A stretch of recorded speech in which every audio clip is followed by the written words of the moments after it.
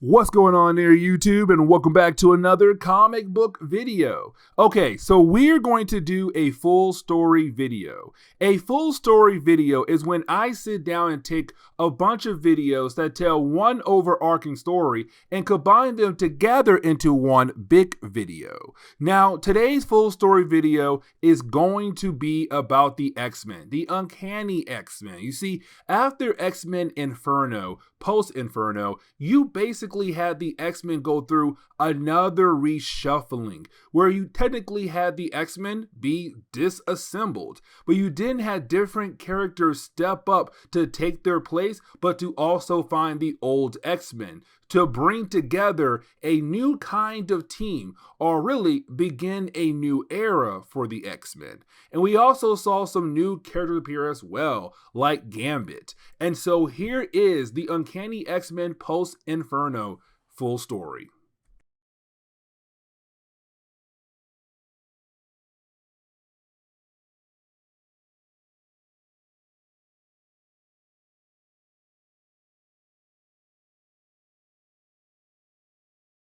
What's going on there, YouTube, and welcome back to another comic book video. Okay, so we are going to continue our coverage over X-Men comics as we work our way up to Days of Future Present, the next crossover that we are going to talk about. Now, before we are able to jump into that crossover, we got to cover some other stories that actually lead into that crossover.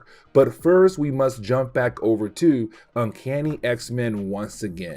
And we're going to cover Uncanny X-Men number 246, 47, and also 48 as well. A three-part story arc to kind of get us ready for the next crossover that we are going to talk about. But the idea of the return of Nimrod and also Master Mode, two characters we have not seen in a good while when it comes to X-Men comics by this point in Marvel Comics.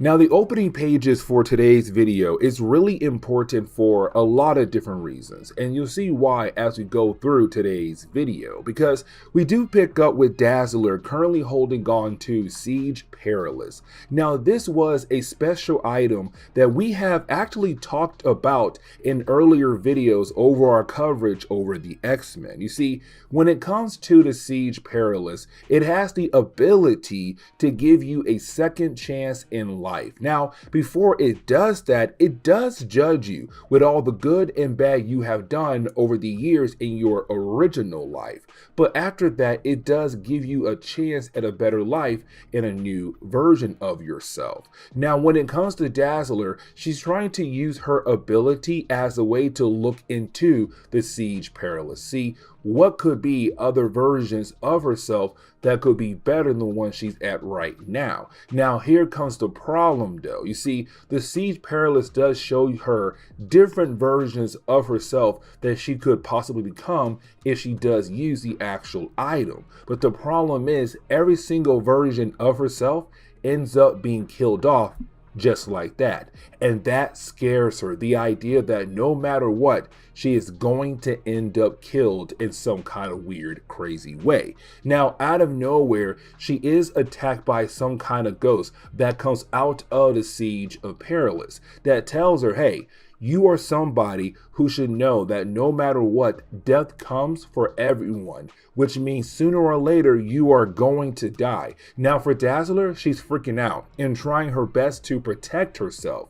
But unfortunately, the ghost is an actual ghost. She can't do much, but the ghost does disappear. Now she does find a Siege of Perilous somewhere else in the room, but her hand is scarred as well, leaving her to wonder, was that ghost actually real?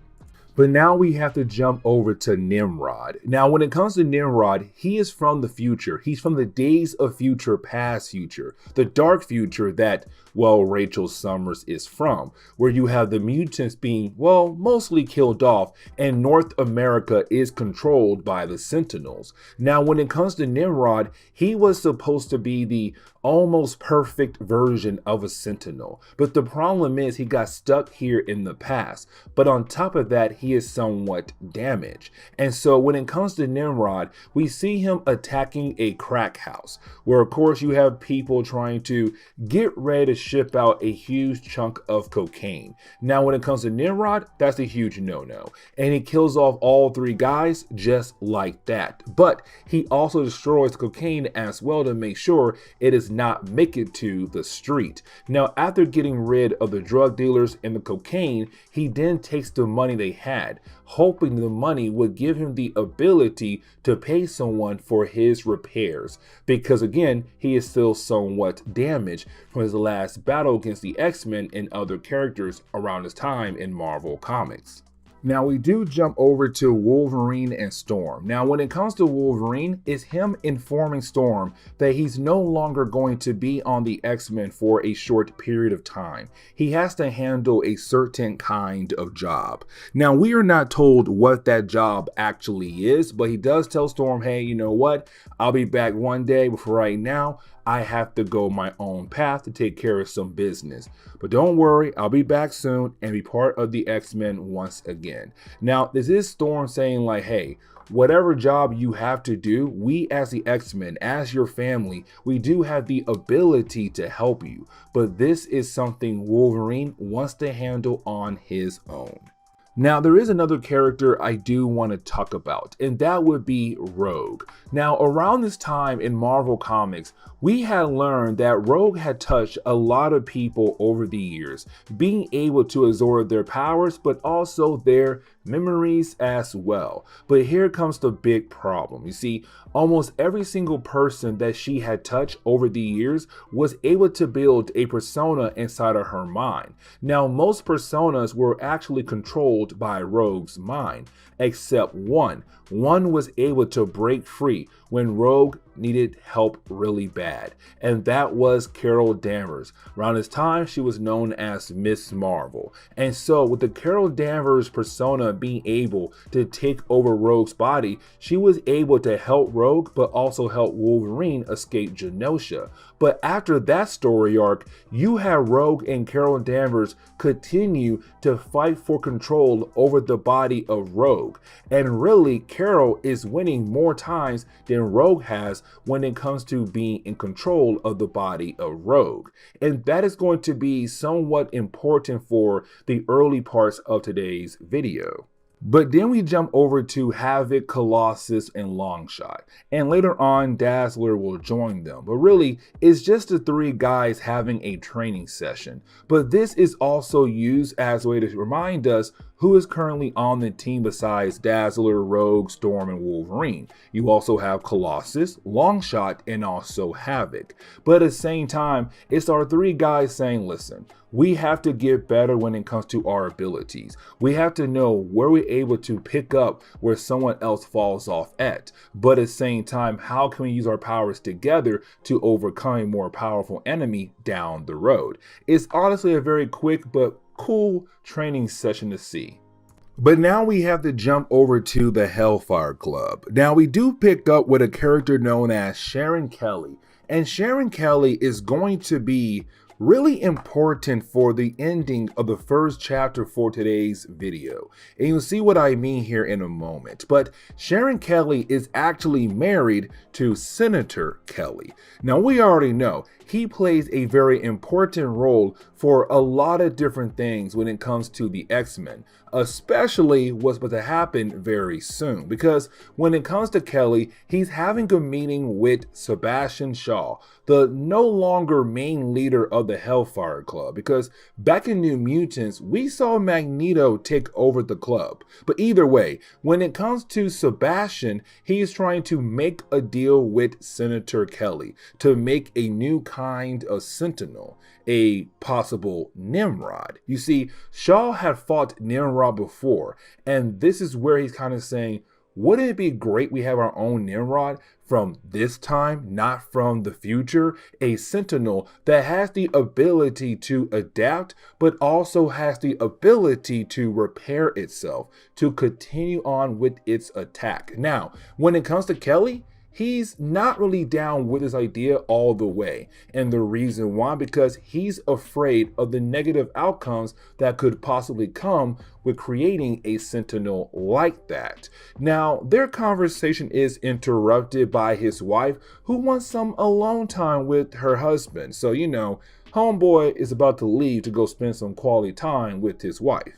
But now we have to jump back over to Nimrod. Now, around this time in Marvel Comics, Nimrod was going by a different name, better known as Nicholas Hunter. He would pretend to be a human as a way to blend in. But while working at a construction site, he finds the last few pieces of Master Mold. But just like that, you have Master Mold being able to absorb Nimrod, making a new version of himself that does have the ability to repair itself with almost any kind of metal nearby. Now, here's the thing.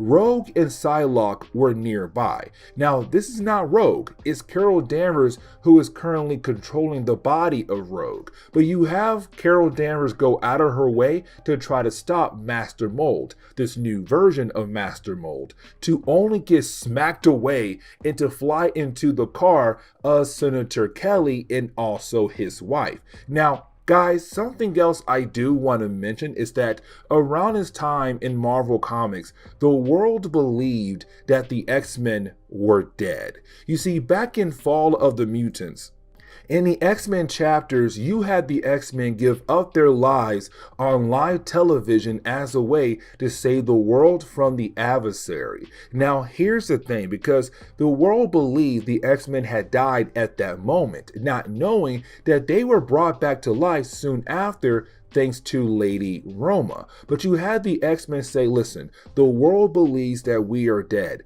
That gives us the ability to work from the shadows. Now, when it comes to the X-Men though, there are a few people out there who do know that they are dead, but that list is very small. But something else I do want to mention is that when it comes to the X-Men, well, they are invisible to all technology that has the ability to track them. So like cameras or other devices that are able to detect a mutant nearby.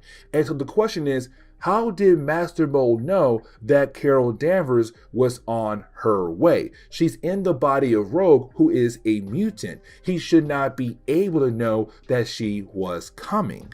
Now, something I do want to mention is about the death of Senator Kelly's wife. And let me explain what happens here. So as we dive into the second chapter, we do pick up with the rest of the X-Men arriving just in time to help out Psylock and help out Rogue, or Carol Danvers, to fight against Master Mold. But earlier, we saw Rogue crash into the vehicle that belonged to Senator Kelly. Now, after the crash, you had his wife being able to pull him out, but she went back into the vehicle to save Rogue. But that was when Master Mold had attacked the vehicle once again to get to Rogue, and she was severely injured. And so in the middle of the battle, when it came to our heroes fighting against Master Mold, you actually have Psylocke and For Kelly, hey man, listen, I can't help your wife. The only thing I can do is just ease her pain because she is about to die right here and now.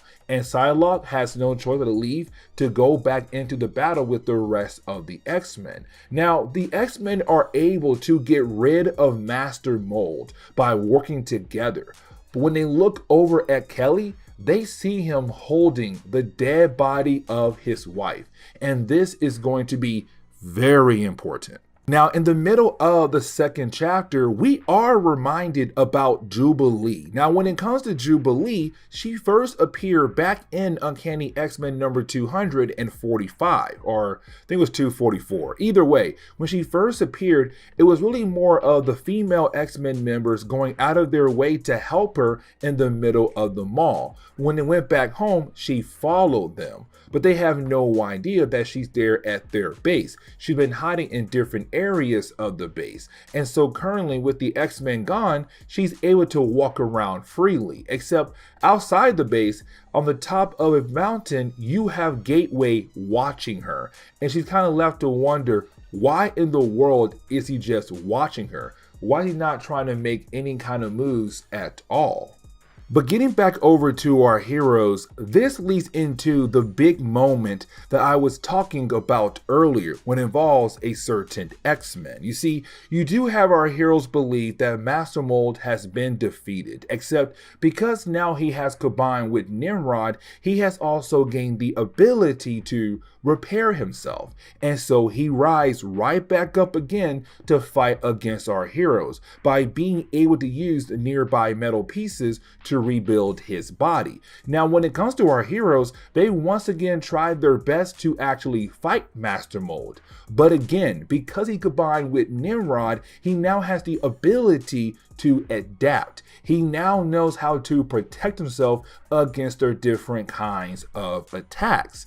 And so now our hero have to wonder, what in the world can they do here? Now, when it comes to Dazzler, she realized that she's holding on to the Siege Perilous. And this is why this item is going to be so important for today's video, because she believes if she's able to open up a portal with the Siege to push both Nimrod and Master Mold through it, then they might have a better life somewhere else, but at the same time, they'll be able to win this battle right here. And so you do have our heroes work together to hopefully push the robot into the actual portal, but the robot grabs on to Rogue. Now, this is Rogue saying, hey, Dazzler, go ahead and use your powers. Hit me, but to also hit Master Mold to send both of us through the portal as a way to save the day. Now, when it comes to Dazzler, she wants to find another way to save Rogue, but to also make sure that he, Master Mold, goes through the portal. But right now, there is no other way. They need to do something right at this exact moment. And so Dazzler has no choice but to use her ability to push both Master Mold, Nimrod, but also Rogue through the portal. And so now we're left to wonder, what new life will all those different characters have in this new world of Marvel Comics? Now, later on that night, we do pick up with Sebastian Shaw because he got word what happened to Senator Kelly and his wife Sharon to be informed that she had died. But this is Sebastian Shaw knowing that he can use this moment right here to change the mind of Senator Kelly. And you have Kelly tell Sebastian Shaw, go ahead and go through with your Nimrod program. I am tired of the carnage. I am tired of the chaos. It's time to end everything. And this leads into the idea of Shaw and also Kelly working on their own version of Nimrod. But while you have the two characters talking to one another, they have no idea that they're being watched by a group of characters. One of them, better known as Donald Pierce, but the other two is Lady Deathstrike and Bonebreaker, and they got some big plans for the X-Men. Somehow they know that the X-Men are alive again. While they're having their meeting, they're also being watched by two other characters, and that would be the Nanny and also Orphan Maker. And so now we're left to wonder what is going to happen next. But now we are going to jump into Uncanny X-Men number 248. Now, this issue is not really part 3 to the first 2 chapters that we have saw. This is a completely different story, but I kind of want to go ahead and rope it in for today's video. Now, we do pick up with Wolverine, except this is not Wolverine. This is a robot that is pretending to be Wolverine, trying to attack a new version of the Reavers. And so the Reavers are sooner or later going to attack our heroes. Now, on the new version of the Reavers, you have characters like Donald Pierce, Pretty Boy, Skullbuster, Bonebreaker, Lady Deathstrike, Reese, Cole, and Makun. And I really hope I pronounced that last name correctly. But this is going to be the new Reavers. Separate, they had a hard time fighting against the X-Men, but now they believe if they work together, they might actually defeat the X-Men. But now we have to jump over to Longshot. Now, when it comes to Longshot, he's actually having a nightmare. Now, something else I do want to I want to mention is that when it comes to Longshot, the reason why he's having this nightmare because he does not remember who he is. You see, the only thing he does remember is when he first met the X-Men and everything after. And that's really it. For him, that was the starting point of his life. But ever since that moment, he has been trying his best to remember. Now, occasionally, he will regain small pieces of his past, but not enough to get a complete story. And so in this nightmare, he is confronted by the different women that he loved over the years. So like Rogue, Dazzler, Spiral. And now the problem is though, he feels like because around them, they all are going to end up dying sooner or later if he's not able to remember who he exactly is. And that's actually really important because this is Longshot about to leave the X-Men. You see, we jump over to Storm, and somehow Storm, her spirit had left her body, and she's now currently standing near Gateway. Now, she believes it was Gateway who had done that to her with some kind of magical ability. But then she's confronted by the spirit of Longshot, where she sees Longshot trying to pick up small pieces of himself and attach those pieces to his main body, as a way to say he is trying to regain what he lost. He is trying to remember who he was. And so this is Storm realizing that she's about to lose another member. Rogue already left. Got forced out. Wolverine left, and now it's time for Longshot to leave. It's him saying, hey, I gotta go. I have to go out there and figure out who I am, because honestly, with me being here, I could possibly hurt the team down the road.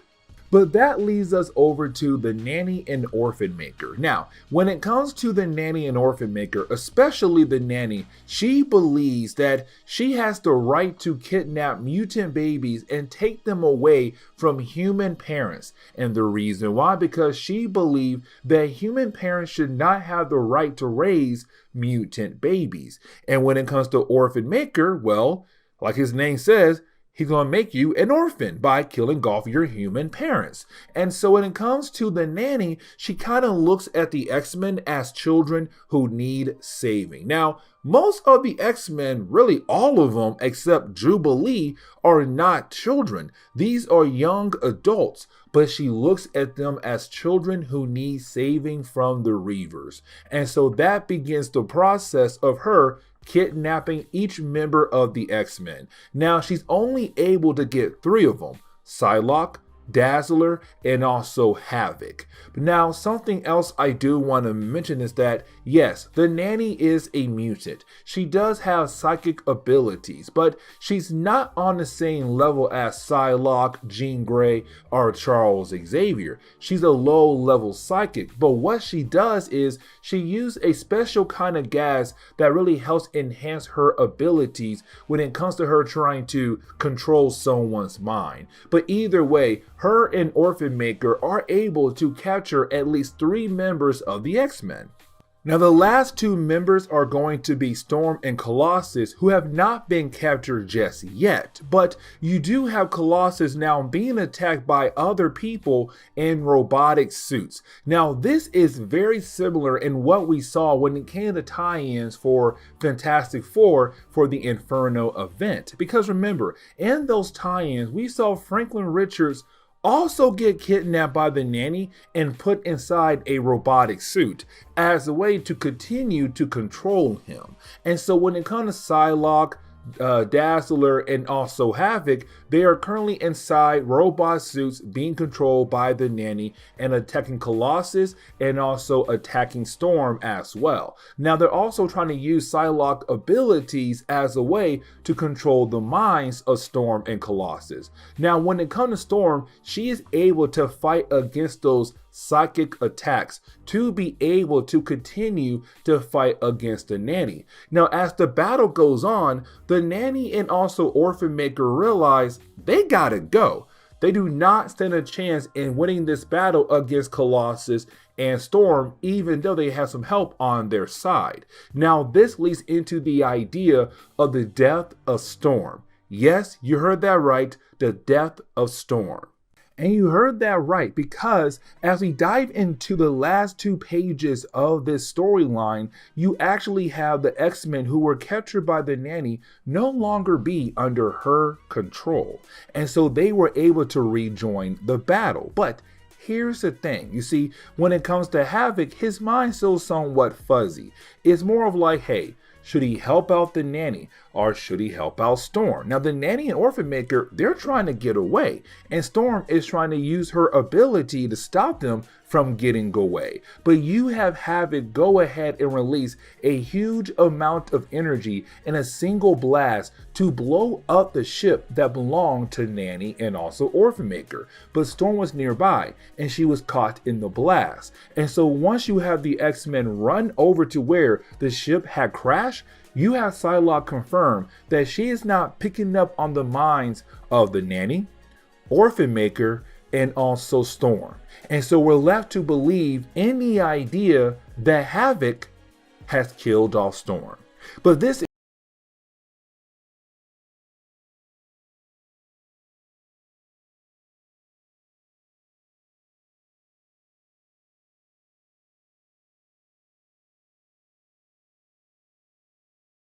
Okay, so getting back into our coverage over the X-Men, we do pick up with Uncanny X-Men number 249 and 250. Now, this is a 2-part story arc that really starts off to remind us the X-Men are going through another shift. Let me explain. So as we dive into today's story arc, we do pick up with the idea of being reminded that the X-Men had now recently lost 4 different team members. That's half their team now gone. Wolverine left to go on his own for a short period of time. Longshot also left, but Longshot left to figure out who he was, to discover his missing origin. Now, when it came to Storm, she died at the end of our last video. When she tried to stop the Nanny and Orphan Maker from getting away, Havoc tried to blast their ship, but also hit Storm as well, killing her off. And when it comes to Rogue, she walked through the siege perilous. And so unfortunately, the team is now been cut in half.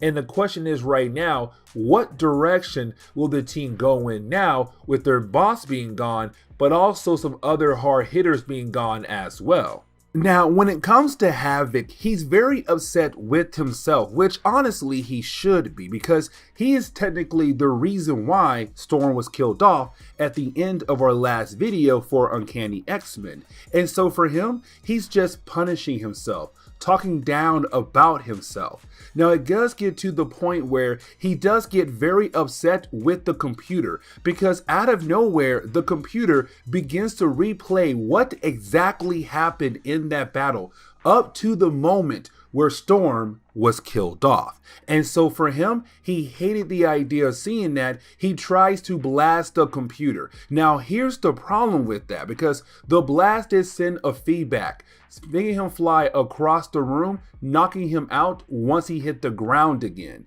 But after being knocked out, the computer begins to heal back up after being damaged by Havoc, but also a phone call comes in, and the phone call comes from Polaris.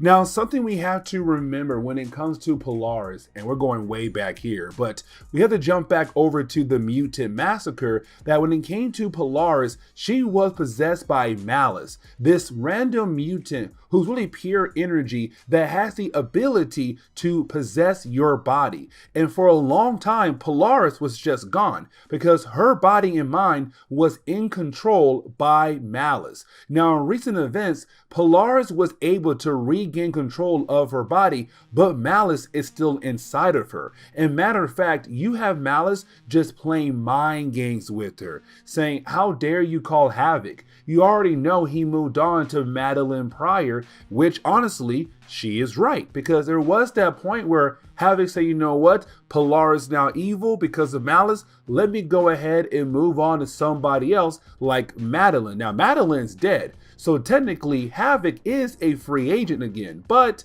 again, it's her just playing mind games with Polaris, to the point where you do have Polaris use her powers to blow up the phone booth, which of course does catch the attention of two guys who were nearby, and they find Polaris somewhat injured but wanting to take care of her. Now, one of the guys walks off to find a first aid kit, but then something or someone kills him.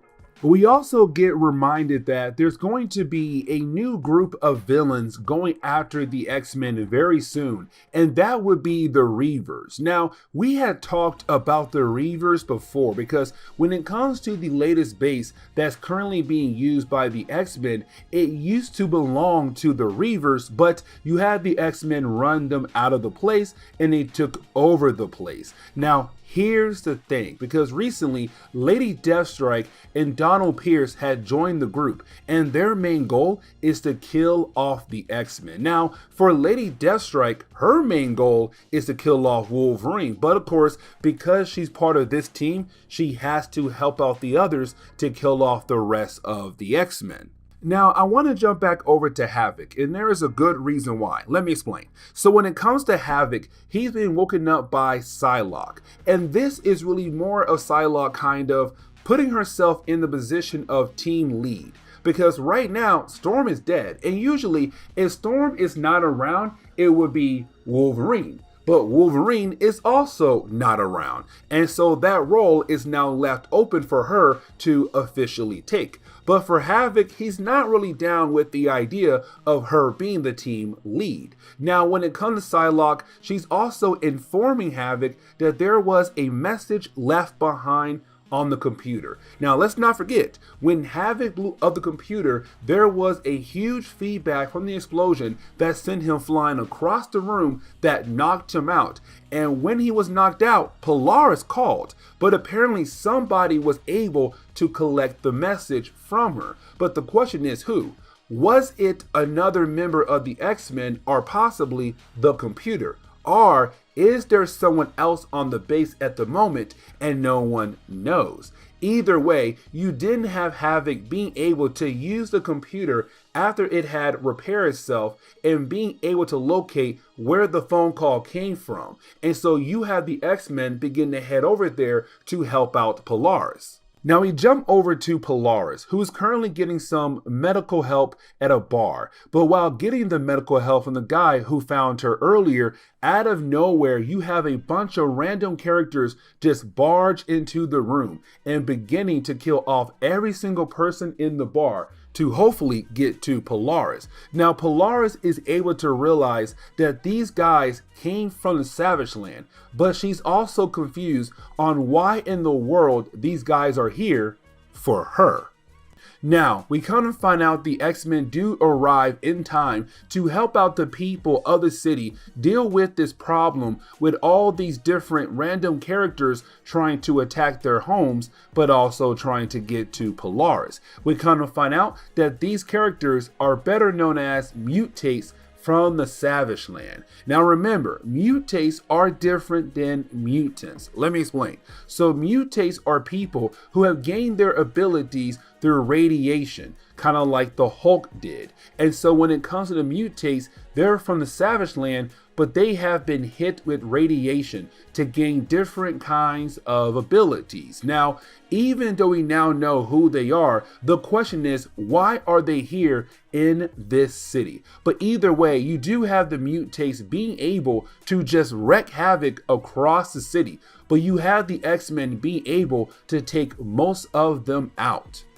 But we kind of find out who is the actual leader of the group of mutates. It's a character known as Zaladane. Now, when it comes to Zaladane, she's been around for a good while in Marvel Comics. But here's the thing about Zaladane. You see, she used to be the sun god worshiper. She used to worship the sun god of the Savage Land for a very long time. up to the point where she became the assistant to the High Evolutionary back in the Evolutionary War. And matter of fact, we cover the entire story arc there. But when it came to the High Evolutionary, once he left, Zaladane went in a different direction, where she began to build up an army of different mutates from the Savage Land to come here for two supposed reasons. The first is that this city here in South America, its port has been doing damage to the water of Antarctica, where of course the Savage Land is actually located at. But on top of that, she's here for her sister. And apparently her sister is Polaris. Now here's the thing. Marvel never did confirm the idea that these two characters are sisters, but she does believe that she actually is the sister to Polaris. Now when it comes to the X-Men, they're trying to make a deal with her to tell her, leave now, take your army with you and leave these people alone. But on top of that, we'll make sure they do no harm to the waters near the Savage Land. But on top of that, if you do leave, your last few survivors of your group will not get a beatdown from us. And so you do have Zaladane retreat with her army, but she also takes Polaris with her. Now, while they are leaving, they have no idea that Havoc has put on some clothes to look like he came from the Savage Land to go with Zaladane to hopefully save Polaris from her.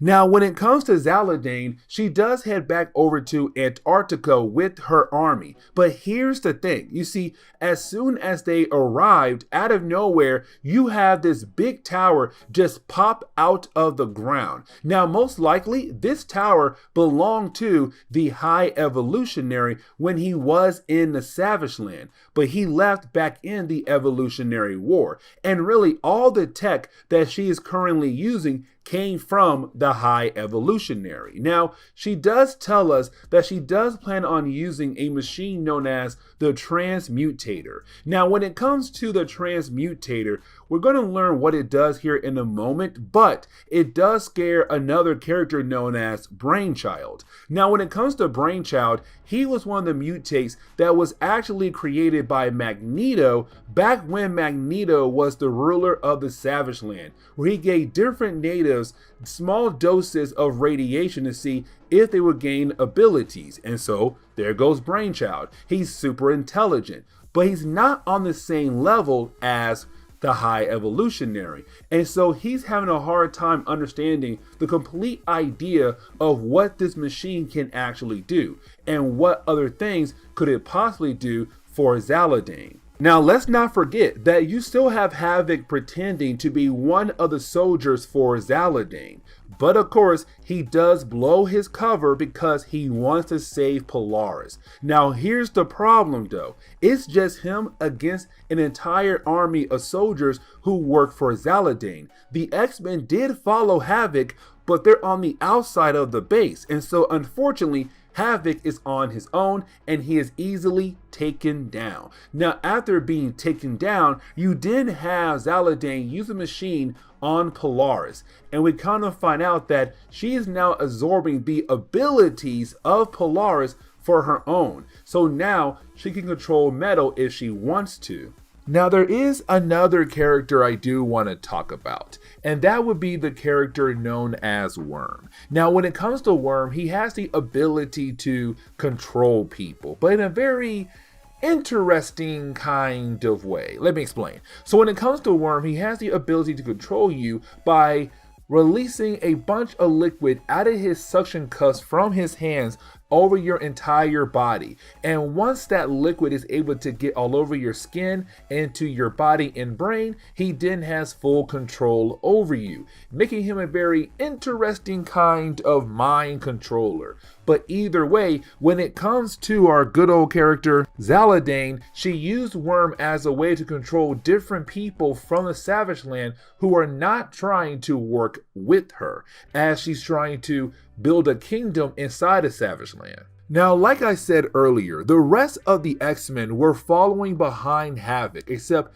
they're currently on the outside of the base of Zaladane. But here's the thing, you have Psylock believing that she can take down the entire organization of Zaladane by herself, because she did use her ability to read the minds of different people to get an idea of what's exactly happening inside the tower. But when she dives into the water that could possibly lead her inside the tower, something begins to take over her. Now you have Colossus also jump in the water to save her, but again, something else takes over him as well. And we kind of find out that Worm had put the same kind of liquid from his suction cups into the water so that he is able to control the bodies of both Psylock and Colossus, where you have Colossus trying to kill off Psylock. Now when it comes to Dazzler, you have Colossus tell her, use your powers to shoot my arm off. Do something to stop me, because right now I'm about to kill off our team leader here. But then Worm comes behind Dazzler and bam, just like that, he gets her as well. And the whole entire X-Men are now under his control. Now, when it comes to Psylock, she did not exactly die, but her mind does enter some kind of state where it's not like, okay, she's gone to heaven or hell or she's in limbo, but her mind is currently being connected to Gateway, who's back at the base of the X-Men.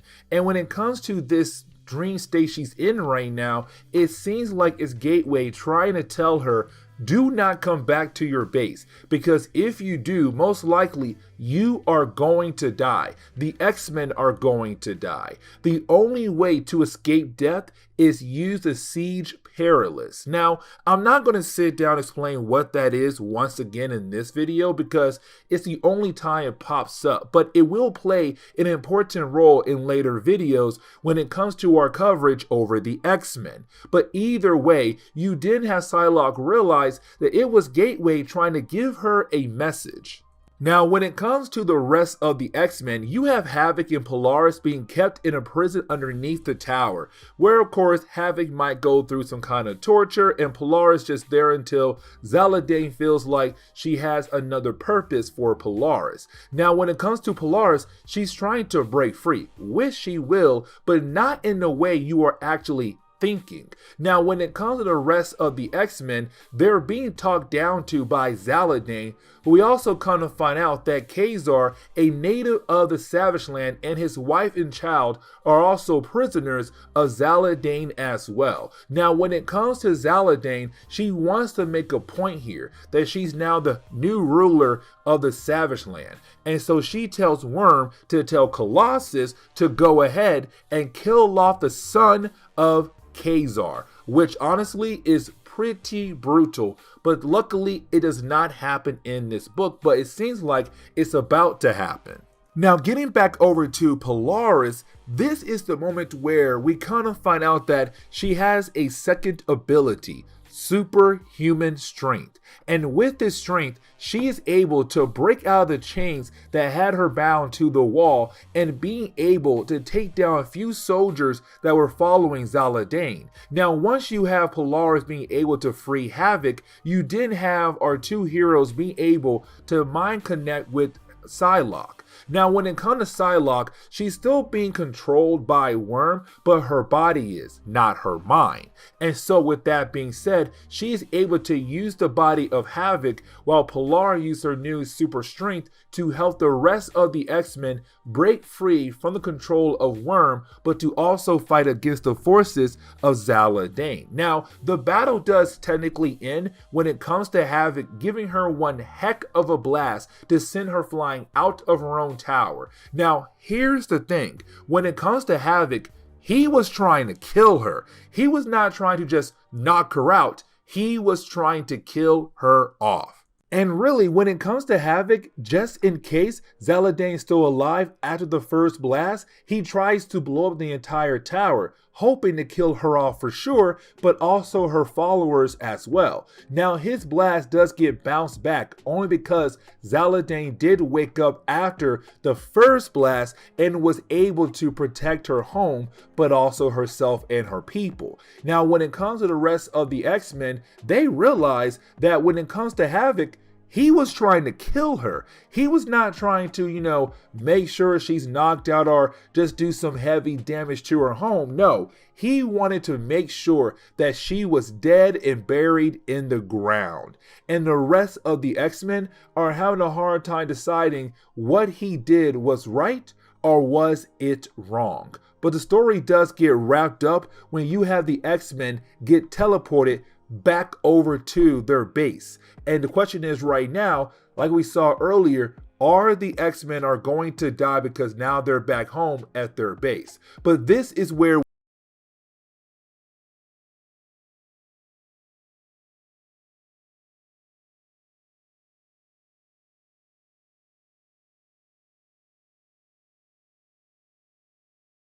What's going on there, YouTube, and welcome back to another comic book video. Okay, so we are going to continue our coverage over the X-Men as we work our way up to Days of Future Present, the next crossover we're going to talk about very soon on this channel. But we have to jump back over to Uncanny X-Men once again and cover Uncanny X-Men number 251, 52, and 253. Now, this three-part story arc is going to begin the process of giving us a brand new X-Men team.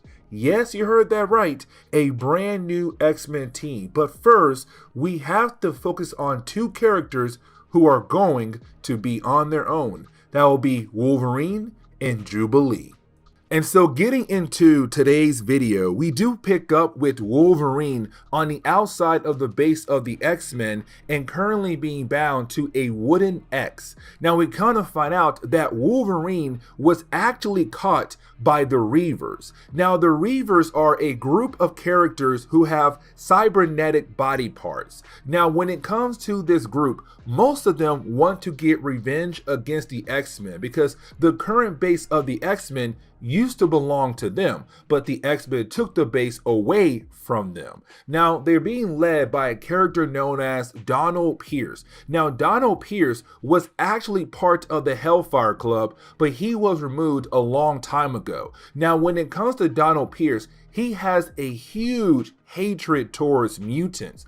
And so when it comes to Wolverine, it's the perfect time to release that hatred on a mutant because, well, Wolverine is a mutant. Now, when it comes to Lady Deathstrike, she wants revenge against Wolverine, not because he's a mutant. There is a completely different reason. But either way, we are told that Wolverine is the only hostage they have at the moment. The rest of the X-Men are currently missing. Now that is somewhat confusing because at the end of our last video, we saw the rest of the X-Men return after going out of their way to save Polaris. Now here's the thing, in our last video, Psylock knew if the X-Men went back to their base, most likely they were going to die. She was warned by Gateway, but either way, they were brought back to their base. But apparently, they have gone missing, and no one knows where they are at, and so Wolverine is on his own. Now, there is another mutant on the grounds of the base, and that would be Jubilee. Now remember, after the X-Men were able to save Jubilee, she actually snuck through one of the portals that led back over to the base of the X-Men, but she has been secretly hiding out on the base without any of the X-Men actually knowing. And so when the rest of the X-Men left to go save Polaris, well, of course, she stayed behind. And so even though the base has been taken over by the Reavers, she has done a great job hiding from them, even though occasionally she does pop up on their sensors, but unfortunately they can't find her. But now I want to shift our focus back over to Wolverine, and here's the reason why. So you have Wolverine currently still bound to the X on the outside of the base of the X-Men, in the middle of the desert, and so he begins to hallucinate. And here's the thing, he begins to see the X-Men team that he was part of before he left on his own solo adventures. Now at first he believes that it's actually happening. The X-Men are there to save his life.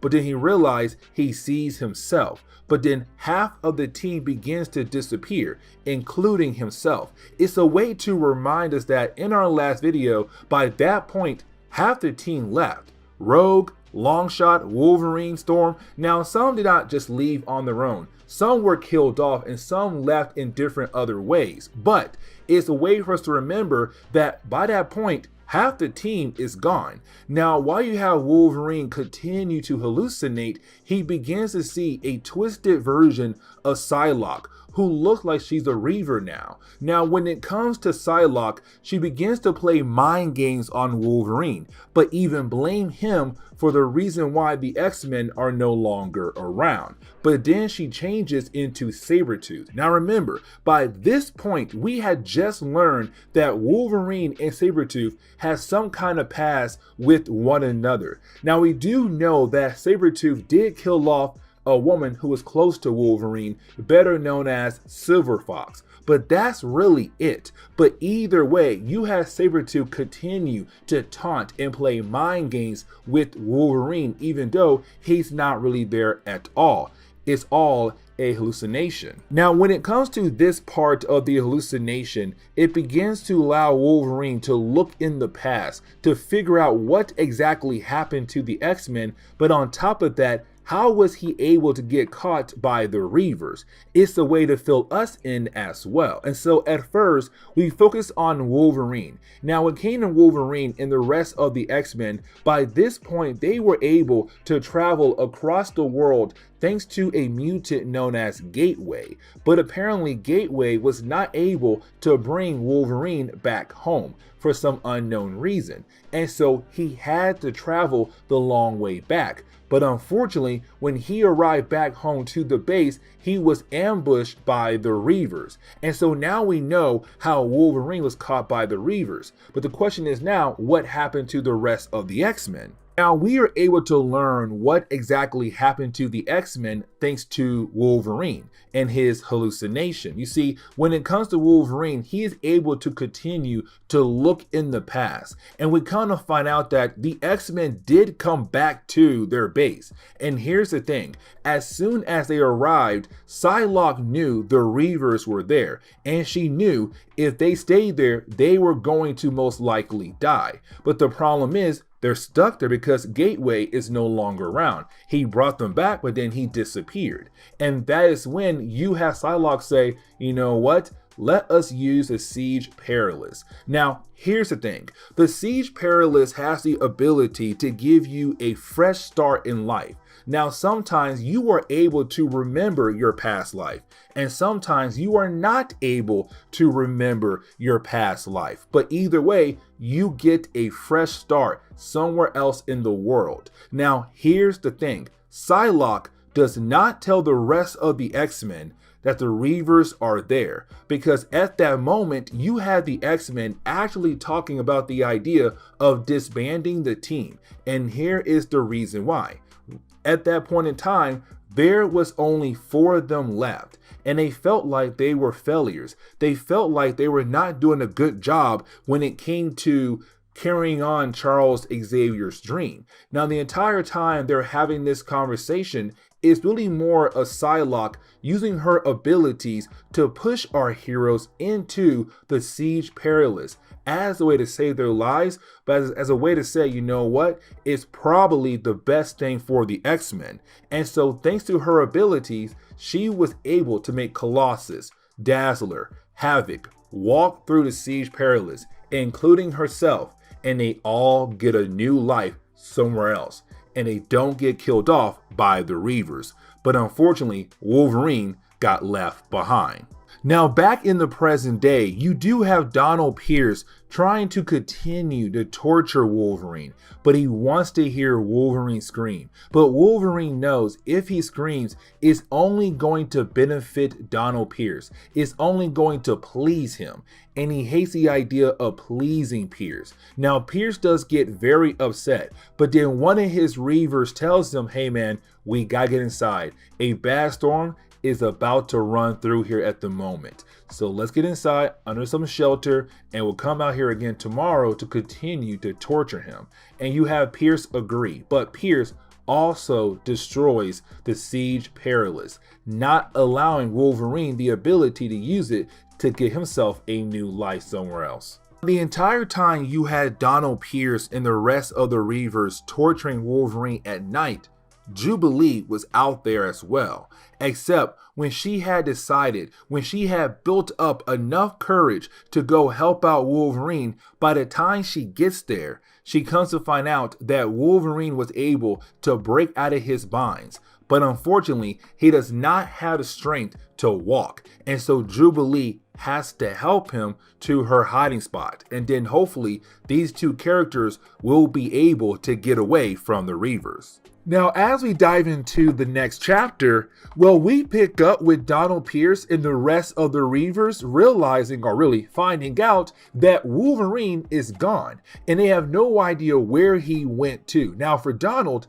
he's very angry about this because he was hoping that he could finally continue to torture Wolverine more because now it's the following day and the weather is nice. But the problem is Wolverine is gone. Now, something else I do want to mention is that when it comes to Donald Pierce, he actually created the Reavers. Now, he didn't create Lady Deathstrike. She was created by somebody else. But the rest of the Reavers, they have to thank him. And matter of fact, he reminds them saying, hey, listen, you have to thank me for the way you are right now, being cyborgs. But right now, your next task is to find Wolverine. Now, we do see Donald beginning to have some kind of interest in Lady Deathstrike because she's the only Reaver to actually stand up to him and kind of shows that she's not scared of him at all. And if she wants to, she could easily take him down. Now, I want to jump back over to Jubilee, and here's the reason why. So like I said earlier, when it comes to Jubilee, she has been able to sneak around the base this entire time ever since the X-Men had saved her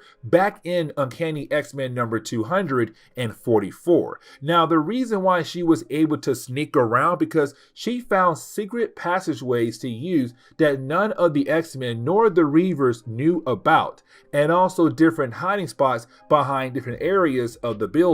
And so when it comes to the X-Men, they had no idea she was there, and the same for the Reavers. And so when it comes to Wolverine, she was able to grab him and take him to one of her hiding spots and being able to move around so freely to gather medicine and also gather food to help Wolverine recover. Now, when it comes to Wolverine, while recovering, he's still hallucinating to the point where he begins to have a conversation with Nick Fury and also Carol Danvers. Now, we have to remember that these two characters are close friends of Wolverine in the past and also the present day. But either way, he begins to talk to them like they are actually there. Now, when it comes to Jubilee, she's also there, but in the real world. And she's also trying to talk to him. Now, he freaks out because, again, he's still trying to recover. He is still hallucinating. And so when he sees Jubilee, he's all like, I have no idea who you are, and tries to kill her. But luckily, the fake Nick Fury and the fake Carol Danvers tell Wolverine to calm down, that this girl is trying to help you. It's his own mind saying, you need to relax. Let your healing factor work, but also let her help you as well to recover. Now, I want to jump back over to Donald Pierce and one of the members of the Reavers. And here is the reason why. So when it comes to Donald Pierce, he realized that there's no computers out there that have the ability to detect the X-Men. And here's the reason why. So back in Fall of the Mutants, you had the X-Men give up their lives to stop the adversary. But when they did that, they did it on live television. And so the entire world saw it. And the whole entire world believed believed that day the X-Men had died, but not knowing that soon after the X-Men were brought back to life by Lady Roma. Now, when it came to the X-Men, this was the perfect situation because now they had the ability to work from the shadows, to go after their different enemies. But they also made sure that no computers out there would be able to actually locate them, except maybe the home computer. Now, when it comes to the one Reaver who is currently with Donald Pierce, he tells Donald, this computer is not normal. Like, it's not your usual computer. It seems to be coming to life, and that is kind of scary. Either way, you have Donald say, you know what, I'll take care of that later. I want to find Wolverine, and so I'm going to send in my robot dogs to hopefully locate him and to bring him down.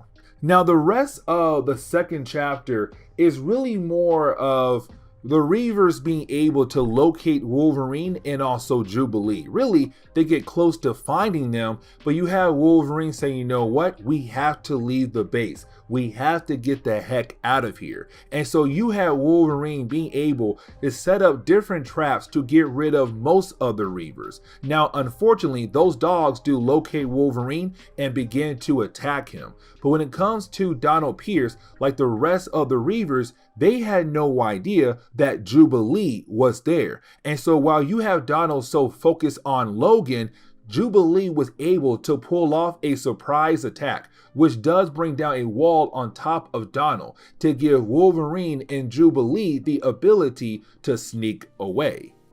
But now we have to jump into the final chapter. Now, when it comes to the final chapter, we actually jump over to Illinois, where we pick up with a young woman, a teenager, who needs some medical help. As a matter of fact, she's found by a character known as Jacob Reese. Now, when it comes to Jacob, he's going to be really important for this story and others down the road because he's involved with the Shadow King. Now, when it comes to Jacob, he finds the woman and hands her over to a nearby ambulance to take her to a nearby hospital.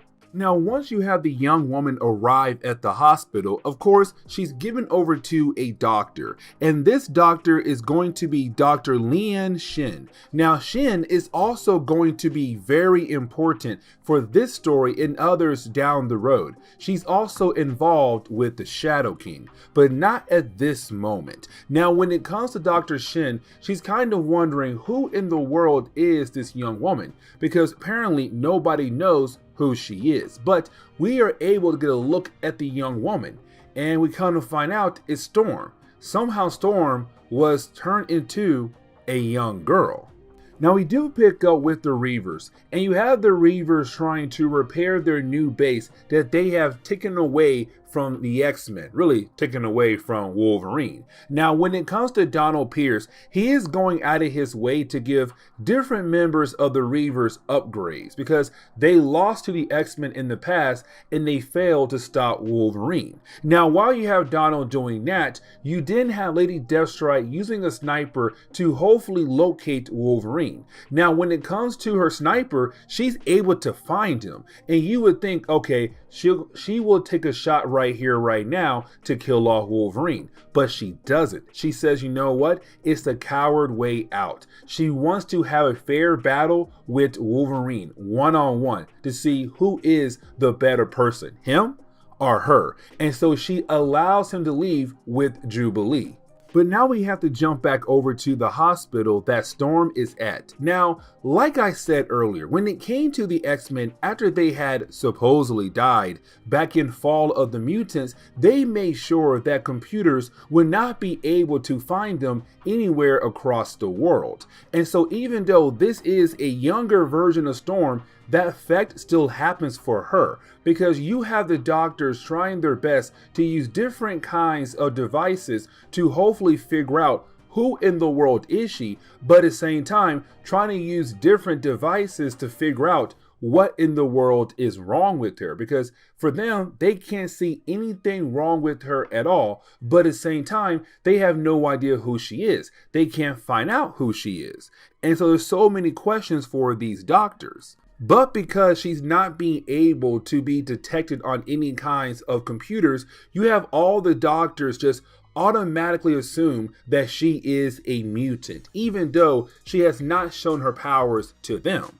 But now we have to jump over to Muir Island. Now, when it comes to Muir Island, we picked up with Magneto having an argument with Mohamed Taggart. And here's the reason why. Mohamed Taggart is saying that Magneto failed Charles Xavier. And let me explain. So when it came to Charles Xavier, when he had decided to leave the Earth to go spend some time with Illyandra, he hoped that Magneto would pick up where he left off at, would become the headmaster of the school, become the teacher for the New Mutants. And at first, Magneto did that. But after a while, Magneto began to move away from that position. Now, when it came to Magneto, he also joined the Hellfire Club. Now, that was his idea, but also Storm's idea as well, because they wanted to use the money and resources from the Hellfire Club as a way to protect the school and protect the New Mutants. But after a while, when it came to Magneto, he realized a war is coming very soon between mutants and humans.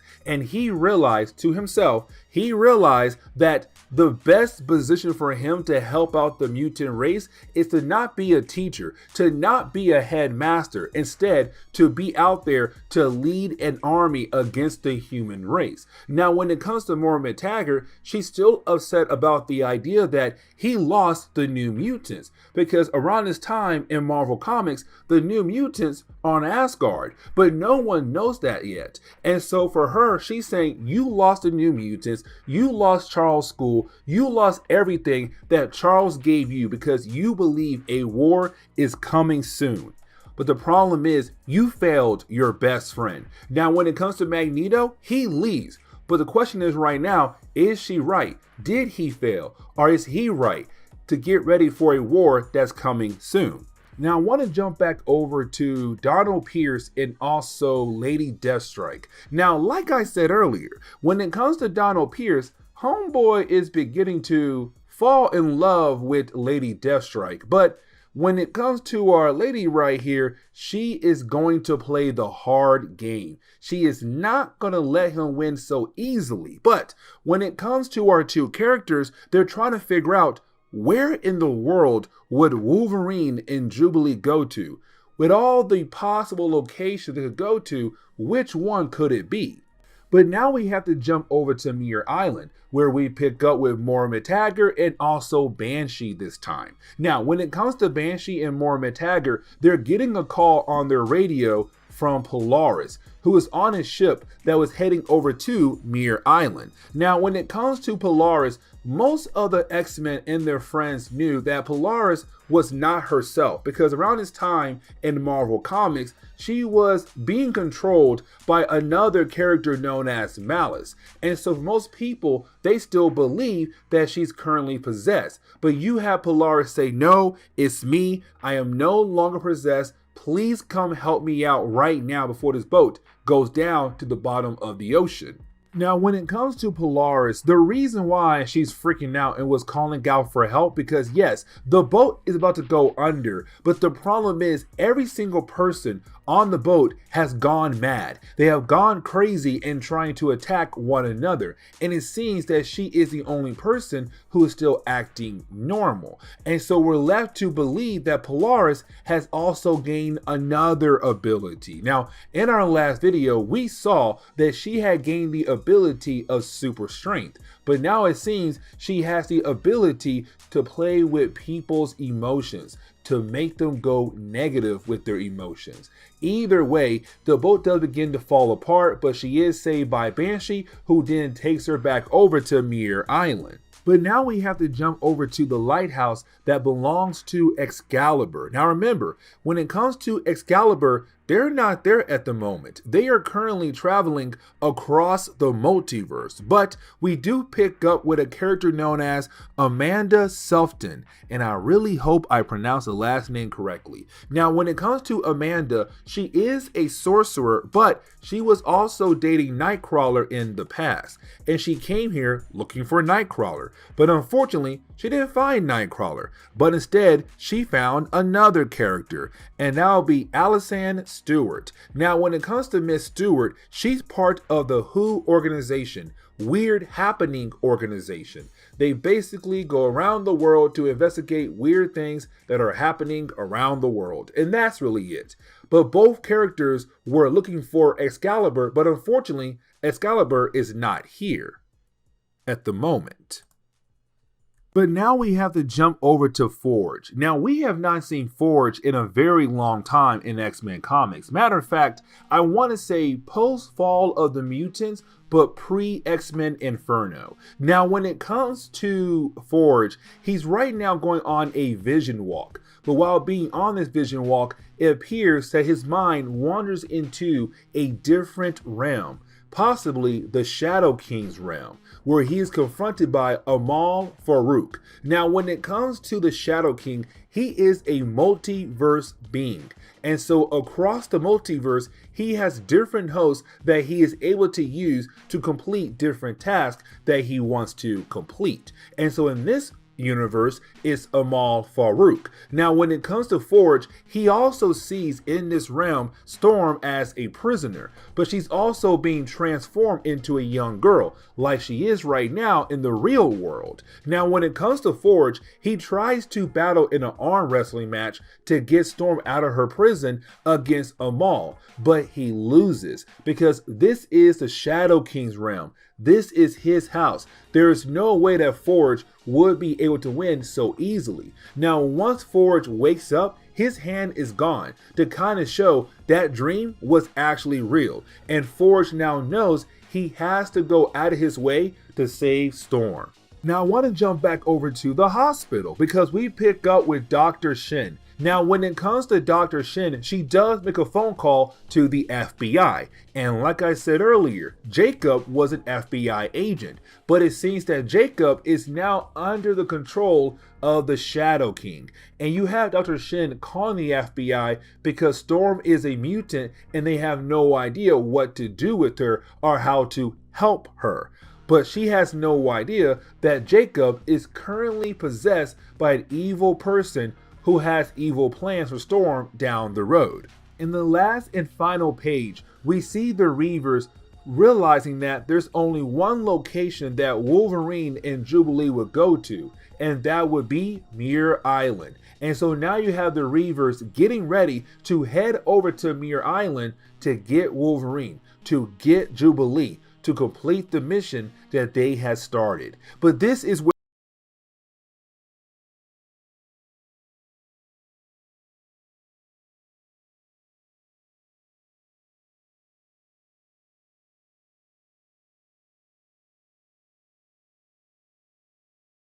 What's going on there, YouTube, and welcome back to another comic book video. Okay, so we are going to continue our coverage over X-Men comics as we work our way up to Days of Future Present, the next crossover that we are going to talk about when it comes to X-Men comics. But before we can do that, we got to jump back over to Uncanny X-Men, and we pick up with Uncanny X-Men number 254 and 255.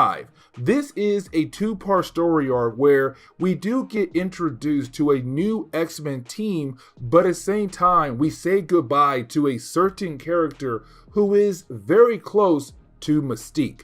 And you'll see what I mean here as we go through today's video. And so getting into the opening pages for today's book, we actually pick up with Polaris. Now, when it comes to Polaris, this is a way to remind us that she's now a good guy now by this point in Marvel Comics. Let me explain. So after the Mutant Massacre all the way up to X-Men Inferno, she was possessed by an evil mutant known as Malice, who was working for Mr. Sinister. Now, when it came to Polaris, she was able to get rid of Malice, but unfortunately, she was then kidnapped by another character known as Zaladane. Now, when it came to Zaladane, she was able to take away the powers of Polaris. So Polaris no longer has the ability to control metal, but she was also able to gain new abilities like super strength or grow in size, and also play with people's emotions to make them feel a certain kind of way, and usually make them go crazy or feel very sad. Either way, Polaris now has a new power set. Now, a couple videos ago, when it came to Polaris gaining those abilities, she also learned the possibility that Zaladane could be her sister. But the problem is we have no idea how. Now, when it comes to Mormitager, she tells Polaris that, you know what, it's most likely true, because the only way Zaladane was able to pull that off because you guys are actually sisters. But again, Marvel never truly did confirm this though.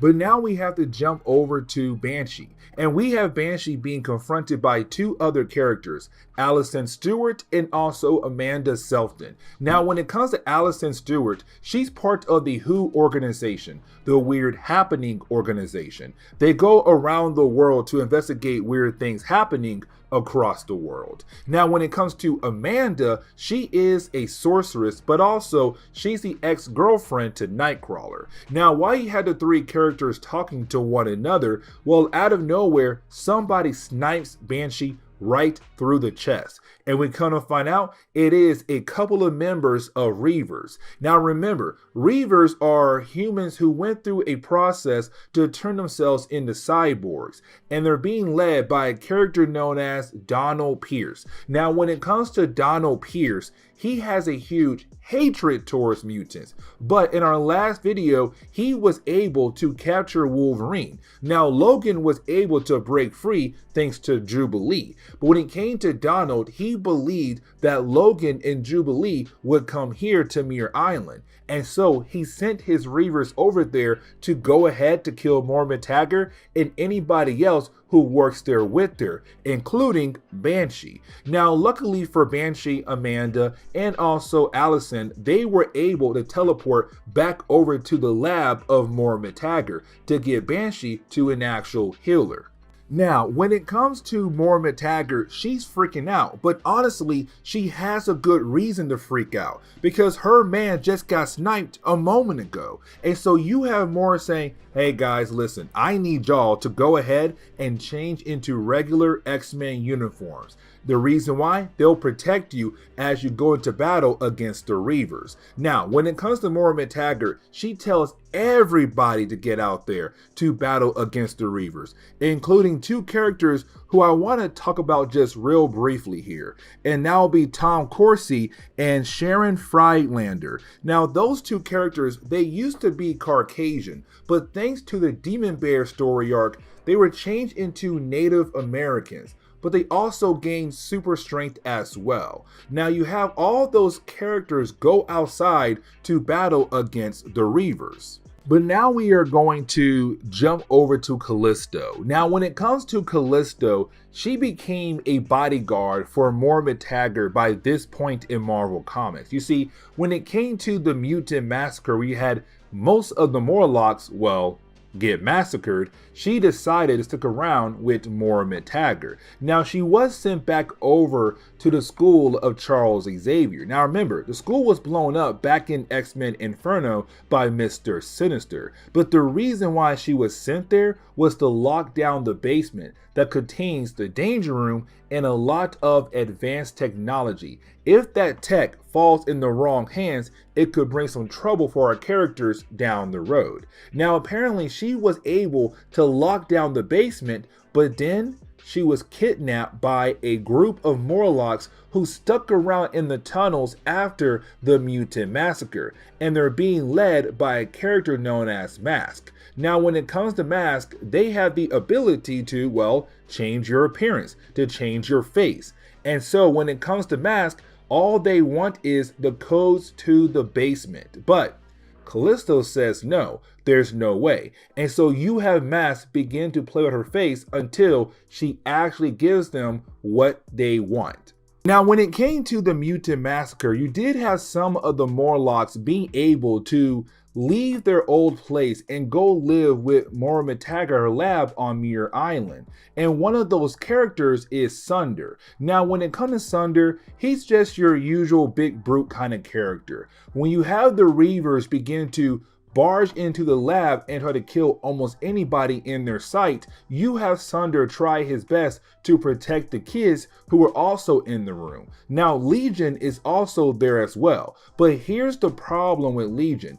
Each personality has a different kind of power, and sometimes those personalities can be evil. And so even though he's right now trying his best to protect himself against the Reavers, he's also enjoying the idea of what he is going to do to them down the road. We have no idea which personality has taken over here at the moment. Luckily for Sunder and also Legion, they were saved by a few members of Moira McTaggart's X-Men team, and they were able to take down a few members of the Reavers. Now, when it comes to Legion, he's not really defenseless. He can fight back. As a matter of fact, he does jump into the battle. But like I said earlier though, we have no idea which personality is in control at the moment. But on top of that, this personality is very sick, very evil. It loves the idea that it's causing pain right now to other people. But now we have to jump over to Destiny. Now, when it comes to Destiny, she has the ability to look into the future. Now, when it comes to Destiny, even though she can do that, it does not mean that what she sees is most likely going to happen. They're just possible futures. Now, when it comes to Destiny, she does see some things that are for sure going to happen. Like, for example, she now realized that her time is coming very soon. What I mean is, Destiny is going to die in this story arc. And she saw her death coming, but she kind of realized that there's no point in trying to get out of it. It's most likely better for her to go ahead and accept death. Now, that is when she is confronted by Mystique. Now remember, Mystique and Destiny, they're very close to one another in a romantic kind of way. But when it comes to Destiny, she does inform Mystique that Val Cooper is about to call to give their team another mission. And that mission is going to be Destiny's last one. You see, we kind of find out that Forge had made a deal with Val Cooper. Now, something else we have to remember here. When it came to Forge, he used to make weapons for the American government, but he stopped doing it. And so now he came to Val saying, I need your team, Freedom Force, to help me to help out Moira McTaggart and her Muir Island team, because currently they're being attacked by the Reavers and I can't go over there on my own. Now remember, when it comes to Freedom Force, it was Mystique's Brotherhood of Evil Mutants who had recently joined the American government to be forgiven for the crimes that they had committed. And so you have the American government give them different kinds of missions to go after different mutants who have broken the law in different kinds of ways. Now, when it comes to Val, she tells Mystique, you are going to go on this mission because this man just told us that he will give us weapons again, which we need really bad. So yes, you are gonna go. But Destiny knows that this is going to be her last mission here. Now we jump back over to Banshee. Now when it comes to Banshee, he is able to rejoin the battle against the Reavers. Now the only reason why he was able to rejoin is because he was healed up by Healer. Healer has the ability to, well, heal people. And so he was able to rejoin the battle to help Polaris just in time before she was taken down by the Reavers. Now when it comes to Banshee and Polaris, they do try their best to escape, but out of nowhere, some kind of invisible force stops them right in their tracks, knocking them out, allowing the Reavers to be able to capture both Polaris and Banshee. But the thing is, it was not the Reavers who had stopped them. And the question is now, who in the world has stopped our heroes from being able to escape from the Reavers? But now we have to jump back over to the Storm plot line. Now remember, when it comes to Storm, she was turned into a child recently after being presumed dead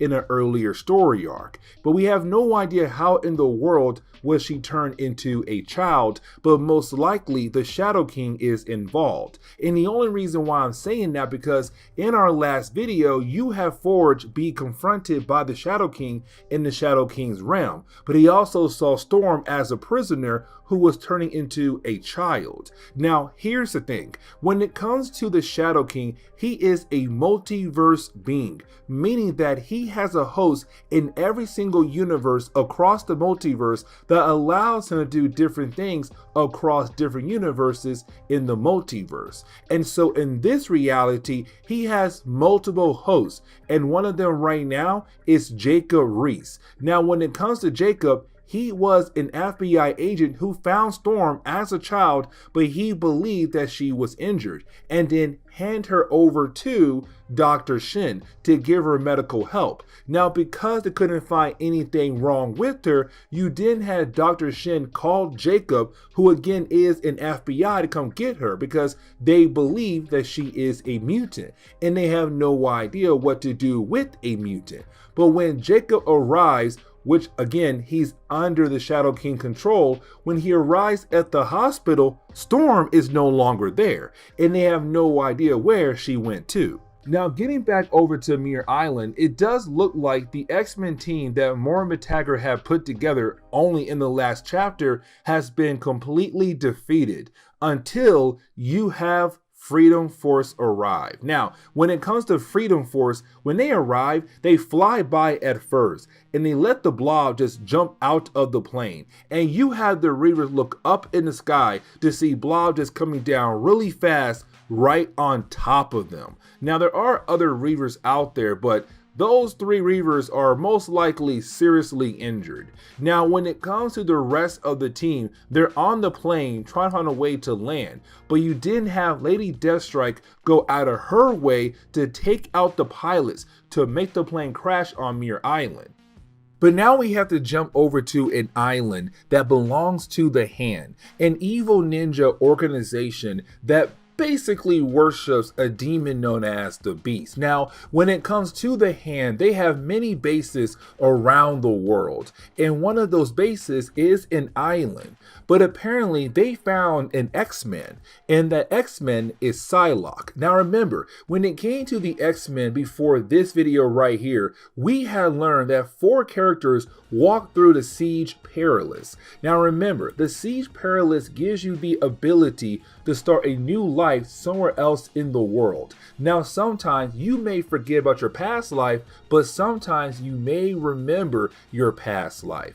But apparently when it came to Psylock, when she walked through that portal, she arrived on an island that belongs to the Hand. But here's the thing. The Hand called in another assassin, and his name is Masuo, and I really hope I pronounce his first name correctly. Now, when it comes to Masuo, he tells the rest of the members of the Hand that he has some big plans for her. But getting back to the battle on Muir Island, we kind of find out that our heroes are okay after their plane had crashed. Now, when it comes to Mystique, she does tell Forge that he will not take part in the battle at all. His assignment is to get the weapon that he has been working on the entire flight ready to use against the Reavers, but to also protect Destiny. And so you have Forge being forced to go away and protect Destiny, even though we know that most likely she is about to die.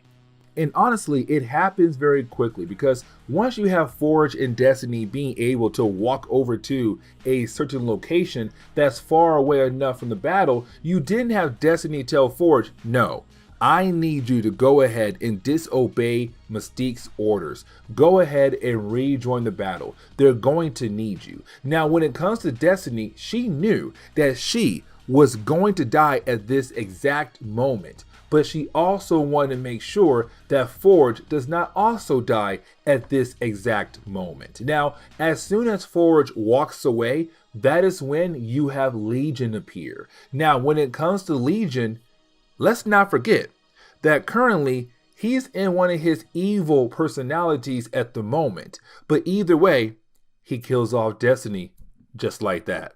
Now, getting back over to the battle between Freedom Force and also the Reavers, you have Mystique try to pretend to be Lady Deathstrike to get close enough to a few members of the Reavers. But here's the problem. In the middle of that sequence right there, she comes to find out what happened to the woman she loved. She comes to find out that Destiny died, thanks to a telepathic image being played in her mind.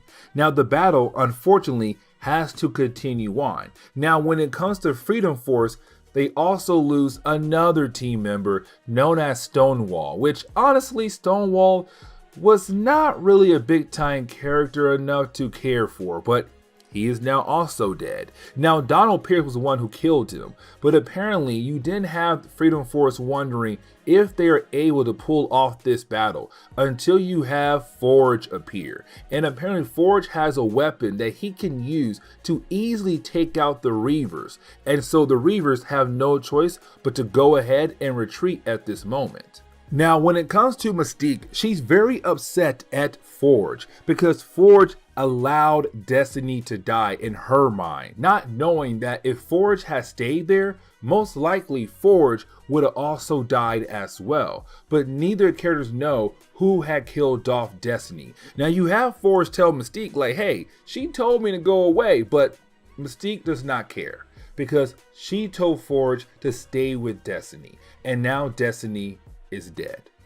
But after the battle, you didn't have Forge be confronted by Banshee. Now, when it comes to Banshee, he does inform Forge that he got word from Polaris that the X-Men are alive. Because remember, when it comes to the X-Men around this point in time in Marvel Comics, the world believed that they were dead. Because back in Fall of the Mutants, you had the X-Men give up their lives to stop the adversary. But when they did that, they did it on live television. And so the entire world believed that the X-Men had died, not knowing that soon after, the X-Men were brought back to life by Lady Roma, and the X-Men then hid in the shadows to go after their different enemies, because again, the world believed that they were dead. But now Banshee and the others are beginning to find out that the X-Men are not dead, that the X-Men are out there, and now somebody has to go find them.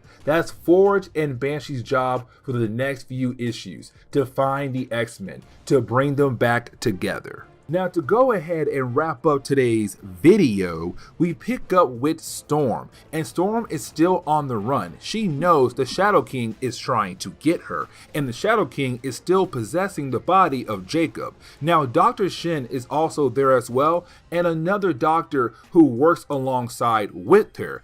Now, the other doctor unfortunately gets killed off by Jacob, and Dr. Shin saw Jacob kill him off, and now she's wondering what kind of mess did she get involved in. But either way, Jacob, who again is currently possessed by the Shadow King, is so devoted to find Storm, and once he does, Storm will always be his. But this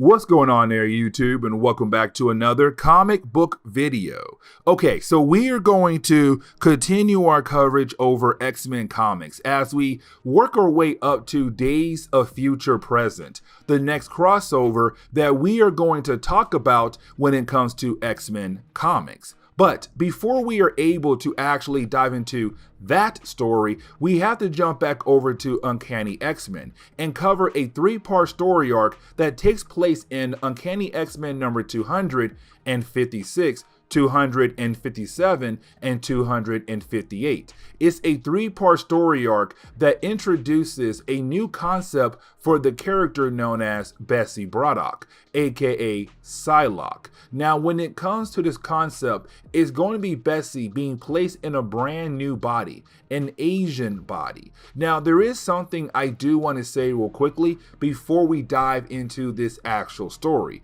The first is that this story is going to be retcon a lot down the road in later books that we are going to cover down the road once we do get to those books. And so for the sake of this video, for the sake of this story, I am not going to talk about any of the retcons until they actually happen in later books down the road. Number 2, this 3-part story arc is actually part of Acts of Vengeance, a massive crossover that Marvel gave us in the late 1980s, early 1990s. And matter of fact, we are covering Acts of Vengeance, but this 3-part story arc has nothing to do with it. It has the label on the books, and also you have one of the main 2 bad guys actually say Acts of Vengeance. But besides those 2 things, this 3-part story arc has nothing to do with that crossover. And so if you're somebody who is trying to read the complete Acts of Vengeance story, you can really skip over these 3 books and move on with your coverage over that. But either way, let's go ahead and dive into today's story. And so as we dive into today's video, we are then introduced to 2 characters who are going to play the bad guys of this story. The first is Masuo and the second is the Mandarin. Now when it comes to Masuo, he is part of the Hand. Now the Hand is known as a evil ninja organization that worships a demon known as the Beast. Now when it comes to the Hand, by this point they're not as strong as they used to be. And matter of fact, after this story, they're going to become more powerful down the road in other books. But currently, they're trying to rebuild where they used to be yet. Now, when it comes to the Mandarin, he is a crime lord in Hong Kong. Now, when it comes to his powers, all his powers comes from the 10 rings that he wears on his fingers. Now, each ring has a different ability that he can use on his opponents. Now, like I said, when it comes to the Mandarin, he is a powerful crime lord in Hong Kong. Well, he used to be. By this point, you have other crime lords now looking at him as a weakling. And the reason why? Because he lost to Iron Man in a recent story over in Iron Man comics. And so because he lost to an American hero, the crime underworld is no longer scared of the Mandarin. And that is where Masuo comes in. He says, listen, the reason why I took down your bodyguards is to show you that you are falling apart, that your whole entire empire is weak. And so I want to give you somebody who can help restore your status as a powerful crime lord, the man in charge of the crime world here in Hong Kong. I want to give you a powerful assassin. Now I want to shift our focus over to Betsy Braddock, the main character of today's story. Now when it comes to Betsy, we see her currently in some kind of dream state. And with her being inside this dream state, she's currently dreaming about her and her brother being young again and currently at some amusement park. Now while there, you have Betsy riding a carousel. Now while riding the carousel, she begins to believe that she's actually part of some kind of war, that she's some kind of pilot. But then out of nowhere, reality around her changes, where she's actually part of some kind of war. But then out of nowhere, reality turns back to normal, where she's back at the carousel. Now the 2 workers at this amusement park, they were watching her very carefully, but they also look very evil. Now once you have Betsy and Brian leaving, you then have one of the workers mention that Betsy had dropped a ring. Now Betsy realized that she was not wearing a ring, but the worker still gives it to her, and so she's able to leave with that ring. But on the way home, you then have Betsy decide to mess with Brian, her twin brother, by grabbing his book because she wants to play with her brother, somebody who's really focusing on his studies. Now, after she does take his book, he does get very angry and charges at her. But once again, reality changes around them, where right now they're great warriors of the past. But then once their 2 swords hit, reality turns back to normal. Now, after reality turns back to normal, you then have Betsy apologize for taking Brian's book. But then you have Brian realize that, you know what? Bessie needs her brother. But then out of nowhere, just like earlier, he tells Bessie, hey, I found a ring and I think you should take it. And so now she has 2 rings on her finger. But then the twins are then confronted by their older brother, Jamie Braddock. Now, when it comes to Jamie, we haven't really talked much about him, but we are going to in later books. But when it comes to Jamie Braddock, he does arrive in a very nice car with a random woman. Now, for Bessie, she's happy to see her older brother. And so he offers to let her drive his brand new car. Now, he'll control the brakes and the gas, but she'll control the steering wheel. But either way, they just speed off into the road, having a good old time. And of course, the mysterious woman that Jamie brought with him is having a horrible time. But she keeps begging and begging for them to stop. And once they do stop, reality changes again. So now we see Bessie as an older woman, but also we see Bessie getting out of the car with Doug Ramsey. Jamie and his girlfriend have disappeared. Now, when it comes to Doug Ramsey, better known as Cypher, he died back in Fall of the Mutants, but also him and Bessie had a romantic relationship. Not very serious, but it seemed like if he was still alive, it could have led down that path. But either way, she does walk into the body shop. Now, once she does walk into the body shop, she's then confronted by Storm. And at first, it seems like this is going to be a very nice reunion, but it's not going to be, because here's the reason why. 2 workers of the body shop grabs Bessie and throw her into some kind of device where her body begins to change. Now, one of the workers looks just like Mojo. Now, when it came to Bessie, in an earlier story we did not cover, she was actually blinded by a villain we're going to see here in a moment. But after being blinded by that villain, she was given cybernetic eyes thanks to Mojo. Now, that was a story that took place way before she had properly joined the X-Men. But either way, once you do have Bessie come out of the device, she now has a brand new body. She's no longer Caucasian, she's now Asian. Now, there is something I do want to talk about when it comes to Bessie Braddock, the idea of the Siege Perilous. Let me explain. So in the earlier story, you have the X-Men on a mission to save Polaris, but they were warned by Gateway, really Psylock was warned by Gateway, if they come back home to their base, they most likely are going to die by the hands of the Reavers. Now, when it came to Psylock in the X-Men, they still came back home, but she did use the Siege Perilous. The Siege Perilous has the ability to give somebody a new life somewhere else in the world. Now, sometimes you are able to remember your past life, and sometimes you may forget completely about your past life.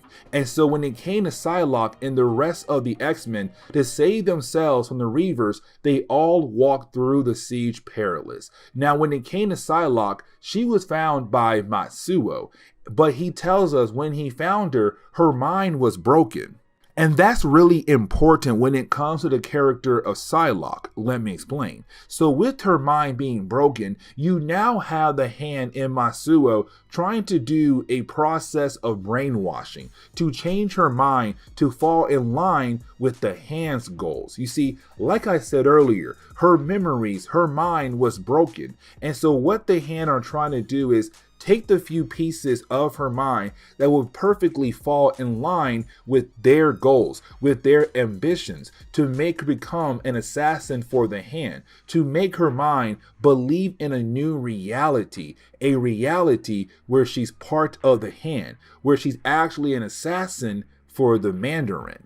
And so as we dive back into her mind, we begin to see her trying to get rid of her past life. So for example, there is a moment where she sees herself as Captain Britain, because there was a point in time she was a Captain Britain, but it was very short-lived. But then she hates the idea what happened to her when she was Captain Britain. And so now it's her trying to get rid of that past life, that past version of herself. Now Storm is there, but Storm is also part of her past life as well. And so she kills off Storm in her dream to gain another ring.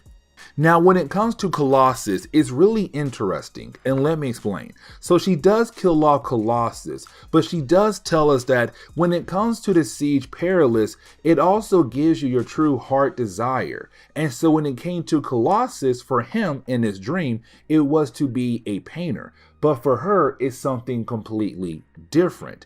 It's the idea that she always wanted the ability to fight, to have the fighting skills to use against different people who may stand in her way. And so it seems that this dream is also trying to tell us her true heart desire, thanks to her using the Siege Perilous. The Siege Perilous delivered what she truly wanted. Same thing for Dazzler. We see that Dazzler was able to get what she wanted when it came to her heart desire after walking through the Siege Perilous, to be a star again. But either way, you didn't have Psylock arrive, and she also kills off Dazzler. Now, when it comes to her killing off Storm, Colossus, and Dazzler, she's also collecting a ring from each of their dead bodies as well. Now, when it comes to Havoc, it seems that in this dream, he did not get what he truly wanted when it came to his heart desire. Because also, when it comes to the Siege Perilous, it also judges you. It also decides if you were really a good person or a bad person. And so when it came to Havoc, it seemed like he was judged, but most likely he was not given a peaceful life like the others did. And so unfortunately, he's on the run. But while being on the run, he's then confronted by Psylock, who again kills him off to get his ring as well. Now, when it comes to Psylock, she does not have to kill off Rogue, because Rogue was battling against Carol Danvers. This is a way to remind us that around his time in Marvel Comics, Rogue has some issues. You see, over the years, Rogue had touched so many different people that they were able to build psyches inside of her mind. And those psyches were trying to take over her mind, especially when it came to Carol Danvers. And so it seemed that Carol and Rogue battled for so long, they both were able to kill each other, making it easy for Psylock to get the final ring. But after being able to get the last ring, she's then confronted by Slaymaster. Now, when it comes to Slaymaster, he is actually the reason why she went blind so many years ago. Let me explain. So like I said earlier, she was Captain Britain, but for a very short period of time. And reason why? Because of him. He took her eyes from her. And so after being blinded, she was then given eyes by Mojo, cybernetic eyes. Now, I want to shift our focus back over to the Siege Perilous, and here is the reason why. Because remember, it does give you a new life, but it also tries to give you what your heart truly desires. And for Colossus earlier, it was to be a painter, but for her, it seems like it was the fighting skills. She wants to know how to be a better fighter, and now we know why. Because of him. Slaymaster was a very skilled fighter, and so he was able to easily defeat Brian Braddock, Captain Britain, so many times over the years, but also he blinded her. That's why she wanted the fighting skills, so that she'll never be in that kind of situation ever again. But either way, once she's able to take down Slaymaster, she's then confronted by the Mandarin to kind of show the brainwashing is complete. She is truly under his control. And so as we jump into Uncanny X-Men number 257, well, we do pick up with Bessie Braddock going by a different name, better known as Lady Mandarin. Now, of course, by this point, she's now fully working for the Mandarin, and we see her being able to bring in the different crime lords of Hong Kong. Now, like I said earlier, the other crime lords of Hong Kong were no longer looking at the Mandarin as a possible threat. They began to look at him as a nobody because he lost to Iron Man, an American hero. But this is Bessie saying, no, you guys are going to fall back in line. You guys are going to make sure that you run your operations under the Mandarin's control. And at first, they laugh at her like, okay, we have no idea who you are, but why should we listen to you? and she gives them the reason why they should listen to her. She kills off most of their guys and then leave them there scared out of their mind, but they realize they have no choice but to follow her directions. Now we do pick up with Wolverine and Jubilee. Now, before we are able to discuss more about Wolverine, there is something I want to say about him and the rest of the X-Men. Now remember, the rest of the world believes that the X-Men are currently dead, because back in Fall of the Mutants, you had the X-Men give up their lives to stop the adversary from coming back into the Earth realm. Now when doing that, they did it on live television. And so to the entire world, the X-Men died that day, not knowing that the X-Men were brought back to life soon after. And so when it comes to Wolverine and the rest of the X-Men, the world believes that they are dead. And so when Wolverine and Jubilee arrive in Hong Kong, he goes by a different name, a new identity that he was able to build, and that would be Patch. Now, with him being Patch, he's well known across Asia, and they know not to mess with him. And so the guys at the harbor say, you know what? We are not going to search your boat at all. You are able to leave easily. Now, remember, Wolverine and Jubilee are the last surviving members of the X-Men. The rest of the team has been killed off or went through the siege perilous. And so this is Wolverine trying to find the X-Men to bring them back together. But he knows that one person is able to give him that information. Now, in our last video, Wolverine was captured by the Reavers and he was tortured. And so he was seriously injured physically and mentally, to the point where he begins to hallucinate and believe that Nick Fury and also Carol Danvers are there talking to him. Now we also get reminded about Storm. Now remember, when it came to Storm, she was actually killed off in an earlier video we did. She was killed off on accident by Havoc. But the thing was, later on, she came back as a child. But it also seems like she forgot who she actually was. And so right now she's on the run because she knows that the Shadow King is trying to get her. Now, the Shadow King is a very powerful multi-universe being. He has a host in different universes across the multiverse. And currently, he's using a host known as Jacob, who's an FBI agent, to hopefully find Storm and to finally get her. And so you have Jacob telling everyone in law enforcement to look out for her, that she is wanted. And this is Storm, a child right now, with no idea who she truly is, on the run at the moment. Now, getting back over to Wolverine, you have Wolverine currently trying to gather intel about where are the other members of the X-Men. And so he knows the one person in Hong Kong who could most likely help him is going to be Rose. Rose Wu. She has the ability to get intel on almost anybody in her area. And so you have Wolverine wanting to have a conversation with Rose in private. And so he sends Jubilee away. And when it comes to Rose, she has a granddaughter, Ruth. And so you have Ruth take Jubilee out shopping so that Logan and Rose can have their conversation about the idea of where the other X-Men could be at. But now we jump over to Psylock, and we have Psylock going through a training session, but this also gives us the ability to see her making her psychic knife. Now, when it comes to her psychic knife, it has the ability to dive deep into someone's mind, causing a lot of damage to that person's mind or being very lethal. Now, while she's training, she's then confronted by Masio, and you have Masio telling her, you have a new assignment. A man known as Patch has arrived in Hong Kong, and he works for a crime lord known as Tiger back in Madripoor. I want to know why he's here in Hong Kong for. And so this is to him believing that Wolverine is there to help Tiger expand her operations into Hong Kong, outside of Madripoor. And this also shows again, the world believes that Wolverine is dead, and they only know him as Patch. But now we have to jump over to Ruth and also Jubilee. And you have the two young ladies run into some gang members. Now, when it comes to Jubilee, she's a hotshot. She believes that she's actually able to take them on. But you have Ruth tell her, no, that's the wrong move to do here in this kind of area.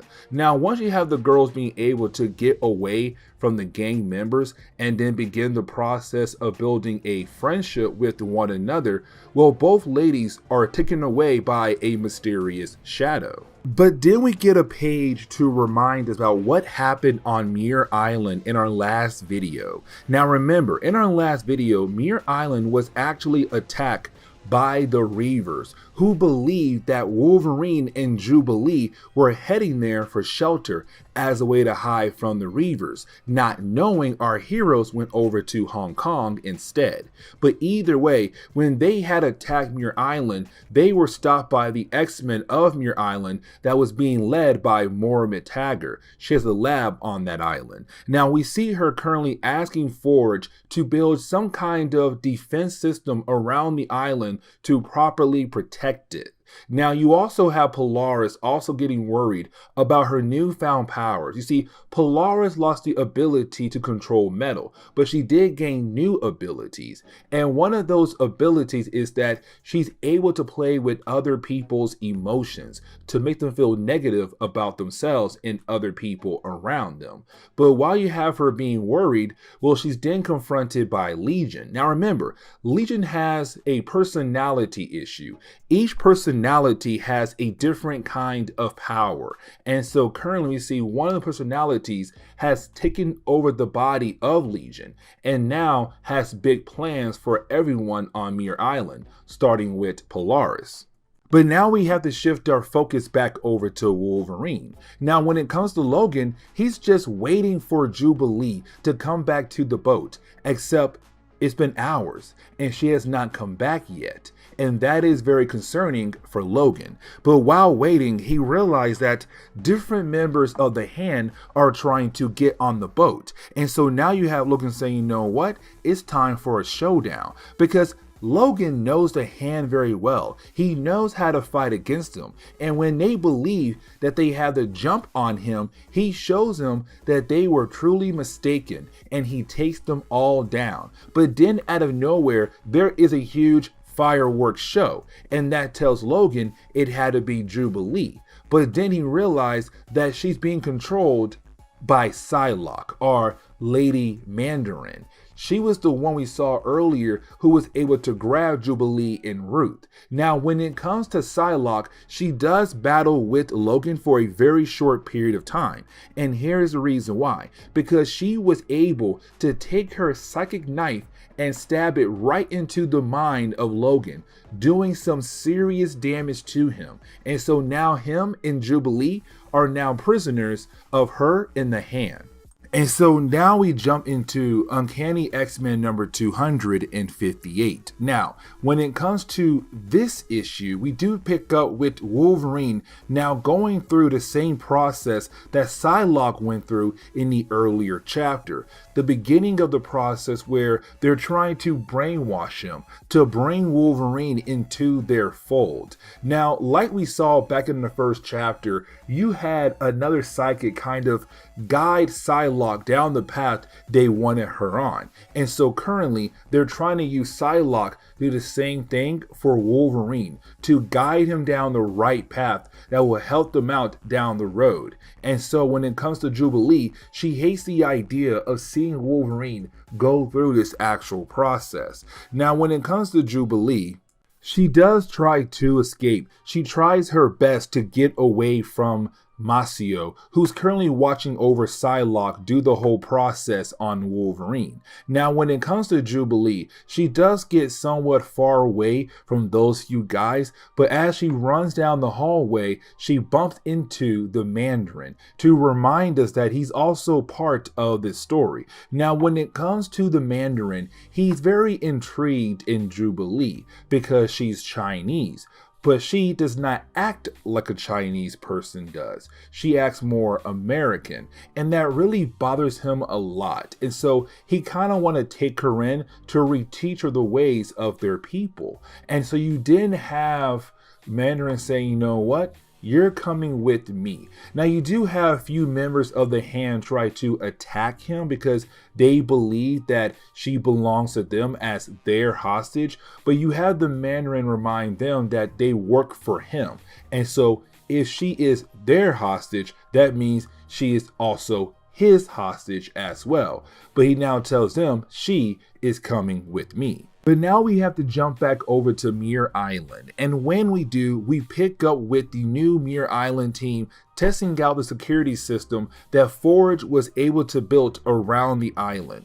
And so while you have our heroes testing that out and seeing how strong the actual system is, no one noticed that Polaris is no longer around, because Polaris was actually grabbed by Legion. And remember, one of the personalities of Legion has taken over his body, and that will be Jack Wayne. And when it comes to Jack Wayne, he's going to use this time to do something big on Muir Island. But now he was able to remove Polaris from the equation, and with her being gone, the rest of the Muir Island X-Men team are not going to know what is coming for them. Now, getting back over to Wolverine currently going through the brainwashing system, is Psylock, like I said earlier, being the one who has to guide Wolverine down the right path when it comes to him falling in line with the Hand organization. But while working through his mind, she pretends to be the different lovers of Wolverine that he had over the years to break down his defenses. But this is Logan staying calm. This is Logan meditating. This is Logan saying, you are not going to win inside my own mind. Now, when it comes to Psylock, she tries to use her psychic knife as a way to do more damage to Logan, to hopefully weaken his mind, to hopefully be able to take over his mind. But when she does that a second time, she now builds some kind of psychic connection between the two of them. Now, two things happened after she was able to build a deep connection with Logan. The first is that we are reminded that Logan was severely injured in our last video, to the point where he began to hallucinate. He began to see Nick Fury and also Carol Danvers, even though they were not there. But here's the thing, because now Psylock can also see them as well. Now, the second thing is, when it comes to Psylock being able to build that connection with Wolverine, it kind of helped restore her mind to what it was before the Siege Perilous. It's her now being able to remember everything about her past life, but to also keep all the fighting skills in her mind as well. And so you have Logan and her being able to take down the ninjas who are also in that room. Now, when it comes to Logan and Psylock, they remember that they have to save Jubilee. And so now you have our two heroes going out of their way to save her. And so you have Psylock walk into the room where you have the Mandarin trying to teach Jubilee the culture of Chinese people. But while trying to teach her that, you have Psylock walk into the room and throw down the body of Logan to say that he was trying to escape and she had no choice but to most likely kill him off. Now, we already know that she is lying, but you have Jubilee freak out because she believes that Logan is now dead. And so she released a huge amount of energy that does blow up the office. Now, you didn't have Psylock reveal that she kind of ruined their plan when it came to saving her. But either way, you have Psylock try her best to take down the Mandarin, but she fails. And the Mandarin is able to corner both Jubilee and Psylock very easily. But the Mandarin forgot about Logan. And so you have Logan being able to sneak up from behind on the Mandarin and saying, you are going to let us go. If you don't, I am going to kill you. Now, for the Mandarin, he's all like, you can't kill me, because even if you kill me, I can still tell my rings to do one last task for me, which is kill off your friends. But you have Logan saying, that's okay, because here's the thing. even if you do kill them off right now, I'm still going to kill you. And you have the Mandarin being very scared of the idea of Logan killing him. And so he allows our heroes to leave to get a boat. Now, when it comes to Psylock, she does feel bad about what she did when it came to the Siege Perilous. Now, like I said earlier, the X-Men walked through it, but it was really more her controlling their minds and telling them to walk through the Siege Perilous. And now she kind of feels bad for doing that. And so she feels like she should not be around Logan nor Jubilee. But you have Logan tell her, this is where you belong, to help me and her find the others so that we are able to continue on Charles Xavier's dream. But this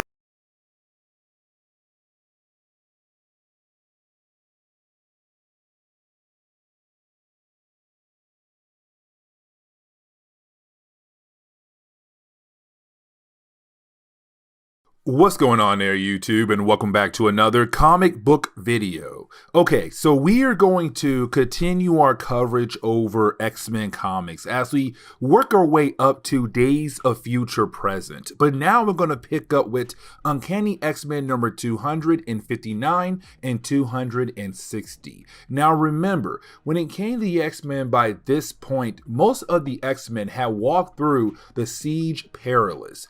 Now the Siege Perilous is a powerful item that gives you the ability to start a new life somewhere in the world. Now, you do have the ability to remember everything about your past life, but sometimes you may forget about your past life and begin a new life somewhere else in the world. Now, in our last story, we have picked up with Psylock, one of the few X-Men who had walked through the Siege Perilous. But now, we're going to pick up with Colossus and Dazzler and see what happened to them once they had walked through the Siege Perilous. What is their new lives like in the world of Marvel Comics? And so getting into the opening pages for today's video, we actually pick up with two characters, Philip Moreau and Jennifer Ransom. Now, when it comes to Philip and Jennifer, they are actually from Genosha. Now, remember, Genosha is a country that had advertised the idea that they are a peaceful country, paradise, basically, if you go over there. But the problem is, if you are a mutant, you are automatically a slave there. And so when it came to Jennifer and also Philip, they were able to escape thanks to the X-Men in a previous story, and they were able to escape into America. Now, when it comes to Philip and Jennifer, they've been tracked down by the magistrate. Now, something else I should mention is that when it comes to Philip, his father, David, is the man in charge when it comes to taking mutants and turning them into slaves in Genosha. But he has sent the magistrate, the police force for that country, to go out there to find his son, which they were able to do. But they also brought over a member of the press gang. Now, the press gang is mutants who work for Genosha, and they go out of their way to hunt down their own, to hunt down other mutants for their country. Now, it does seem like both Philip and also Jennifer are about to be arrested and teleported back over to Genosha,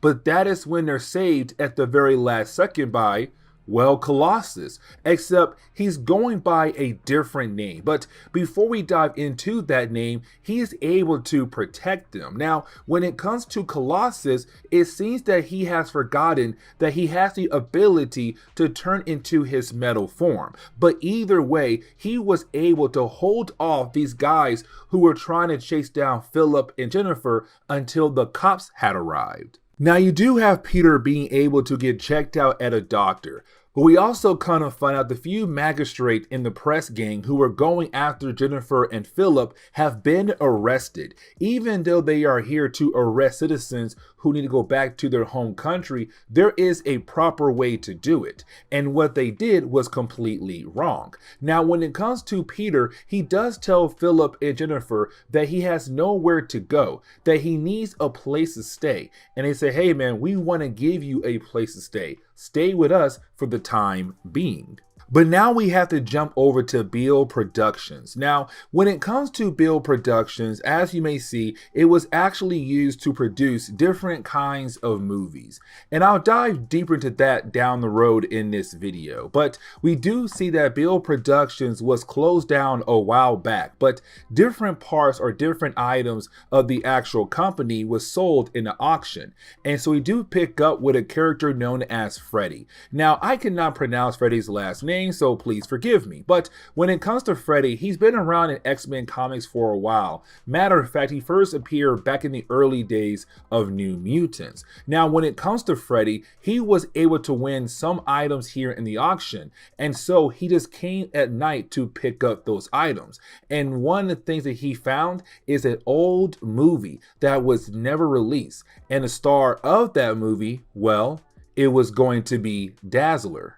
But now we have to jump over to Malibu, where we pick up with a character known as Guido. Now, when it comes to Guido, down the road in later X-Men comics, he'll be known as Strong Guy, but he has the ability to absorb kinetic energy to enhance his strength and durability. Now, he does find a certain character who is unconscious, and that would be, well, Dazzler, and he freaks out and takes her inside the house. Now, the house that he's currently staying in does not belong to him. It belongs to another character known as Lila Cheney. Now, Lila was also a mutant, a teleporter. Now, when it came to Lila, she was just like Dazzler, a big-time star, but Dazzler's career had fell apart. And so when it came to Dazzler, she had to pretend to be somebody else and join Lila's band. Either way, when it comes to Lila's house, it's being run by an AI system. Now, here's the thing. The AI system wants to run scans on Dazzler, but the problem is the computer system cannot pick her up at all. And here is the reason why. So when it came to Fall of the Mutants, you had the X-Men make the world believe that they were dead, but in reality, they were alive. But to make sure the world did believe that they were dead, they made sure that all computers across the world would not have the ability to actually detect them. And so when it comes to the AI system in this house, it's having a hard time trying to figure out if Dazzler is okay or not. But now we have to jump back over to Philip, Peter, and also Jennifer. Now, when it comes to Philip and Jennifer, their landlord is about to kick them out of their apartment because he was not really happy about the idea of them being attacked inside his own building. But you have Philip being able to make a deal with the landlord by saying, hey, listen, my man here, Peter, can do some work around the building. If you allow him to work in your building, then allow us to stay here, possibly in this apartment. And so you have the landlord agree. Now, we also kind of find out that Peter does not remember anything from his past life. And like I said earlier, when it comes to the Siege Perilous, if you walk through it, you do gain a new life, but there is a possibility that you may forget your past life. Now, when it comes to Peter, he does see a billboard of some woman, and for some strange reason, he feels like there is some kind of connection with him and that woman on the billboard. But now we have to jump back over to Freddy. Now, when it comes to Freddy, he is trying his best to sell off the movie Dazzler to different studios in Hollywood. But the problem is, none of the studios want to take on the movie. Even though the movie is already finished, unfortunately, nobody wants it at all. They don't see a good reason for it, especially the idea that Dazzler is no longer around because the world still believes that she is dead with the rest of the X-Men. Now, getting back over to Dazzler, we see that she is okay physically, but not mentally, because just like Colossus, she does not remember anything from her past life after walking through the Siege Perilous. Now, when it comes to the House AI system, it's trying its best to show Dazzler different things from her past life, hoping that it will begin the process of her remembering anything about her past life, but unfortunately, nothing works. And so now we know we have two X-Men who don't remember anything from their past lives, especially the idea of being part of the X-Men.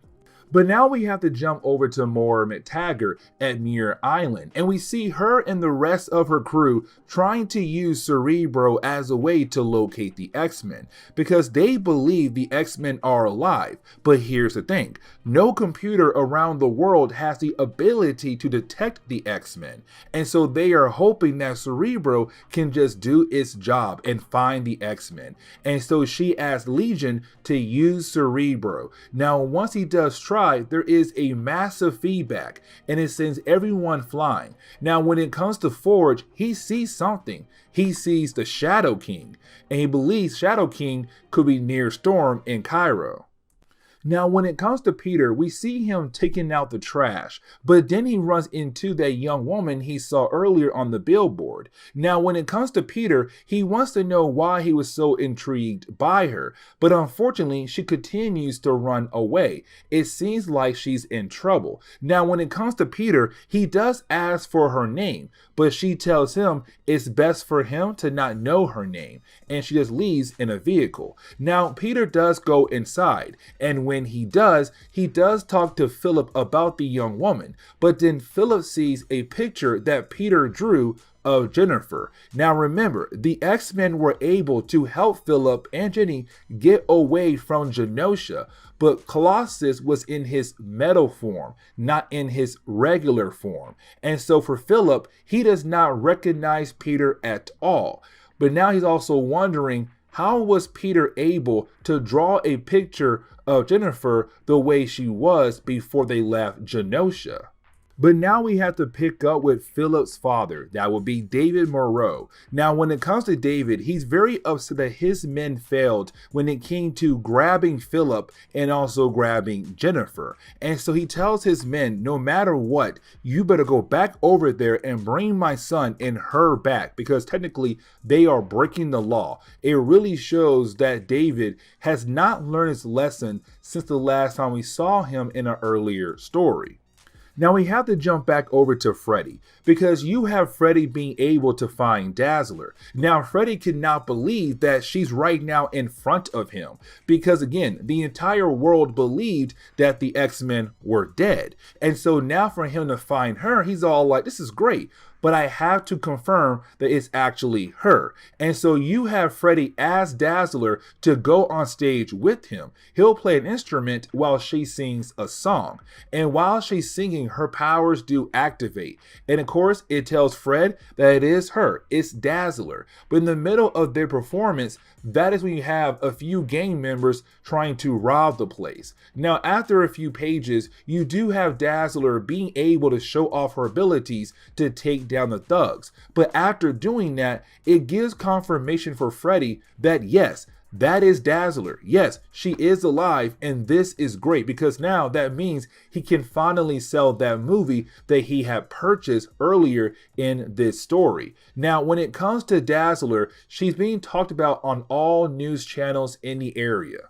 And the reason why that's so important, because while she's being talked about on all news channels, well, somebody is watching her, and that would be Eric Beale. Now, when it comes to Eric, he is very important for a very good reason, because he was actually a stalker of Dazzler. Now, when it comes to Eric Beale, he was this big time producer in Marvel Comics, but he realized that with Dazzler being a big time star, that most likely he would be able to create a good movie with her, which they were able to do. But here's the catch though. While making the movie, you had Eric begin to fall in love with Dazzler to the point where he became a stalker. Now, he tried many different ways to get her attention, but every single time he tried something, she would deny him. But he could not take no for an answer. And so it got to the point where she realized that if she does sign to him in his company, she'll basically be signing her life away. And so she said no, and she had destroyed all copies of the movie that they had made. And that is why that movie never got released. But it also led to him, well, closing down his production center. And so when it came to Eric, this is him wanting to get revenge against Dazzler for supposedly ruining his life. Now, when it comes to Dazzler, we see her having a conversation with Freddy. Now, when it comes to Freddy, he's trying to convince her to have her help him to sell off her movie to a different production studio because he believes with her being alive, she'll be a great selling point for the movie. But when it comes to Dazzler, she does not see the point in actually putting the movie out there because that movie was part of her past life, not her current life. And so she tells him, no, I don't want to do that. I just want to be left alone, really. Now, you do have Dazzler go out into the middle of the ocean to begin to ride some waves. Except while doing that, she has no idea that somebody with a sniper is about to take a shot at her. And that would be Eric, because Eric was really down with the idea of killing off Dazzler to make her pay for what she has done to him, supposedly. And so with his sniper, he does take a shot, but he missed. Now, when it comes to Dazzler, she did not realize that she was shot at, and so she continues to try to ride a wave. Now, while doing that, her board is shot again by Eric, so he missed a second time. But on her way down, she was able to see him and fire a blast right to him to blow up his gun, but to also make him run away. Now, she was pulled out of the water by Strong Guy and also Freddy. But after that happened, she realized that she could use that movie as a way to help her remember her past life, but to also figure out who in the world was trying to take a shot at her. Now, we jump back over to Peter. Now, when it comes to Peter, we see him right now inside his apartment building, still thinking about that woman. Except when he looks outside his window, he sees that once again, she's being chased down by some thugs. And so you have Peter go out of his way to protect her.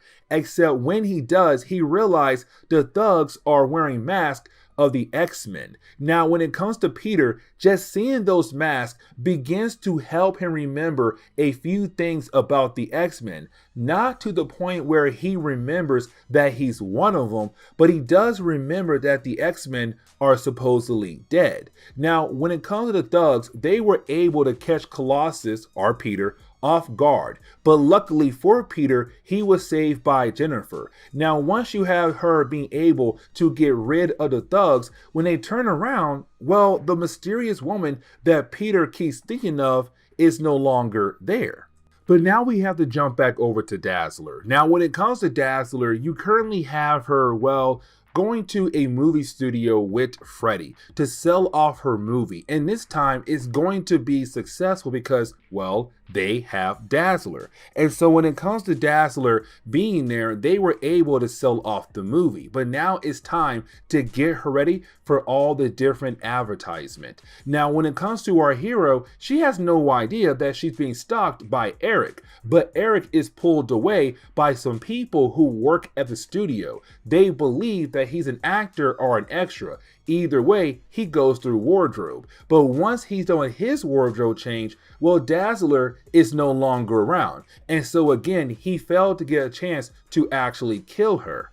But now we have to jump over to Forge and Banshee, who are on their way over to Cairo to hopefully find Storm. Now, we kind of find out that they also hired a private pilot, better known as Zyla Markham. Now, at first, it may seem that she's not important, but really, she's going to be in later books down the road. Now, when it comes to Zyla, like I said, she was hired to be their private pilot, but she has a magazine. On the cover of that magazine, it's Dazzler, and that tells Banshee and Forge they have to head over where she is at to hopefully find Dazzler.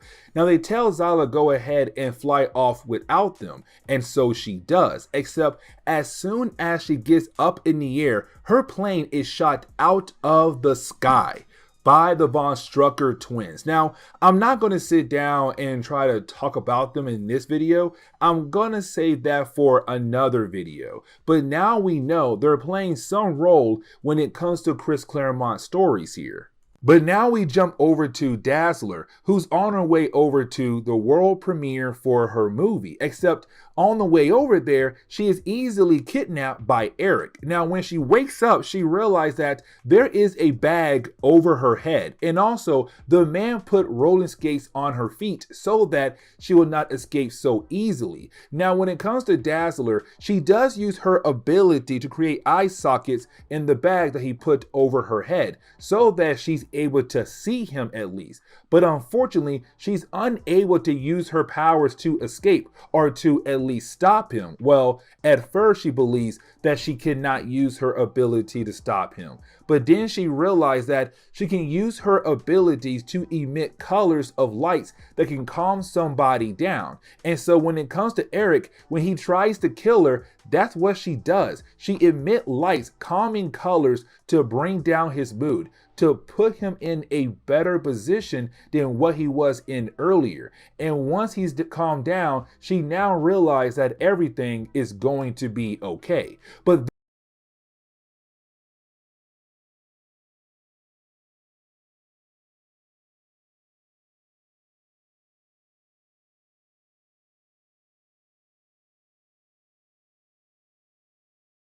so getting back into our coverage over the X-Men, we do pick up with Uncanny X-Men number 261. Now, when it comes to the opening pages of this book, we do pick up with a new team of characters known as Hardcase and the Harriers. Now, when it comes to Hardcase and the Harriers, they are a group of characters who are mercenaries, who take on different kinds of contracts to make some money. Now, their latest contract is to go after Wolverine, Jubilee, and also Psylock. Now, some members of the Harriers, we had actually saw them back in the Wolverine solo series when they were helping out General Coy. But for the sake of this video, that's not really important. But either way, this group of mercenaries were just hired to go after our heroes. But now we jump over to Wolverine, Psylock, and Jubilee. Now, around this point in Marvel Comics, these guys are not really on the run. It's really more of trying to figure out what's next for them. Because remember, by this point, the X-Men were disbanded for so many different reasons in previous stories that we have covered. But now, these three characters are trying to figure out what could be their next move. Now, something else I do want to point out is that when it comes to Jubilee, she does not like Psylock at all, because in a previous story arc, Psylock was being controlled by the Hand and was trying to get Wolverine to join the Hand by controlling his mind. Now, when it came to Logan, he was able to free Psylock and bring her back on their side. But for Jubilee, it's really more of still, how can we trust her? How do we know that she's actually good again? How do we know that she's still not working for the Hand? Now, while you have all three characters talking to one another, well, out of nowhere, our heroes are then attacked. And you have Jubilee and Psylocke both getting knocked out, but Wolverine being the one being grabbed and taken away.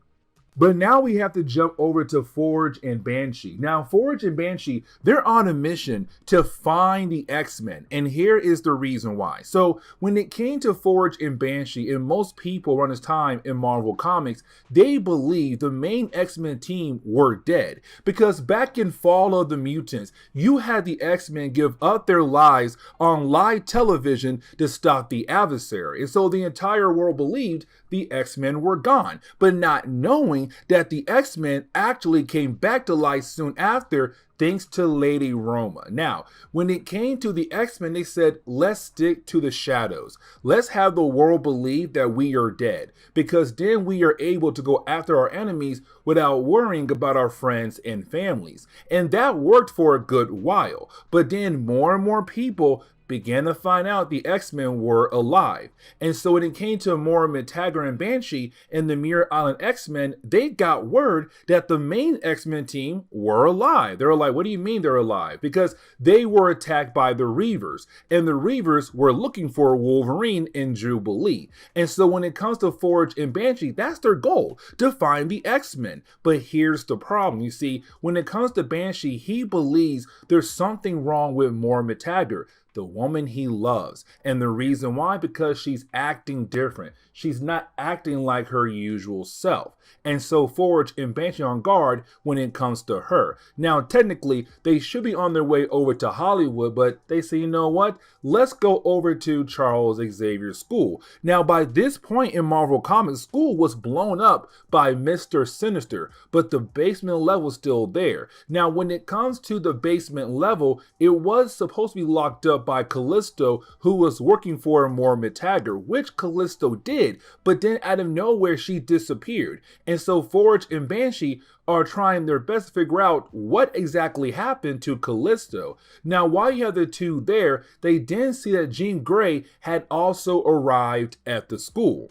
Now, let's not forget, when it comes to Jean Grey, she's actually part of X-Factor, another team of X-Men characters. But when it comes to Jean Grey, she just came here because this school meant a lot to her. She grew up here. She met a lot of friends and lovers here at the school. Now, when it comes to Jean Grey, out of nowhere, she's then attacked by different members of X-Men who look kind of strange, like strange creatures. And then she's confronted by another clone of her who begins to attack her as well. Now, this clone is wearing her X-Factor outfit. And so for Jean Grey, she is very confused about what in the world is happening, but she is knocked out by these creatures. But now we have to jump over to Donald Pierce. Now, Donald Pierce leads a group known as the Reavers, and Reavers are people who have became cyborgs. Now, when it comes to Donald Pierce, he really does hate mutants a lot. I mean, really a lot.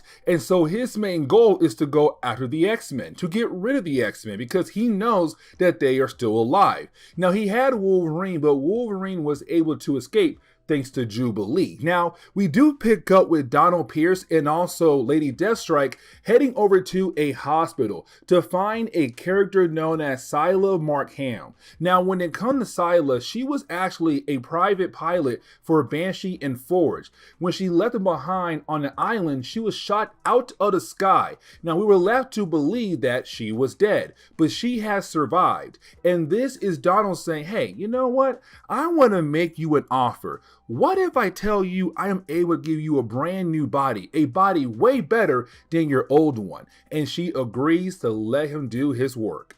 But now we have to jump over to Jubilee, who had just woken up recently after being knocked out earlier in this video. Except when she wakes up, she realized that she's not in her bed at all. Matter of fact, she's in a random bed she's never been in before. But then she's confronted by Psylock, who had also recently woken up. And you have both ladies wondering what in the world is going on. Now, you do have our heroes be confronted by Rose Wu. Now, when it comes to Rose, we were left to believe that she was a friend of Logan, but from Hong Kong. But our heroes are currently in Madripoor. And so you have Jubilee and also Psylock wondering, why in the world Rose here in Madripoor and not back in Hong Kong? But you do have Rose say, hey, Logan was taken. Now, Psylock says that she was able to locate Wolverine, but she feels like it's a trap. Now, this really shows that when it comes to Psylock and Jubilee, they have no choice here. They have to work together, even though Jubilee does not like Psylock at all. But you do have both characters agree to work together.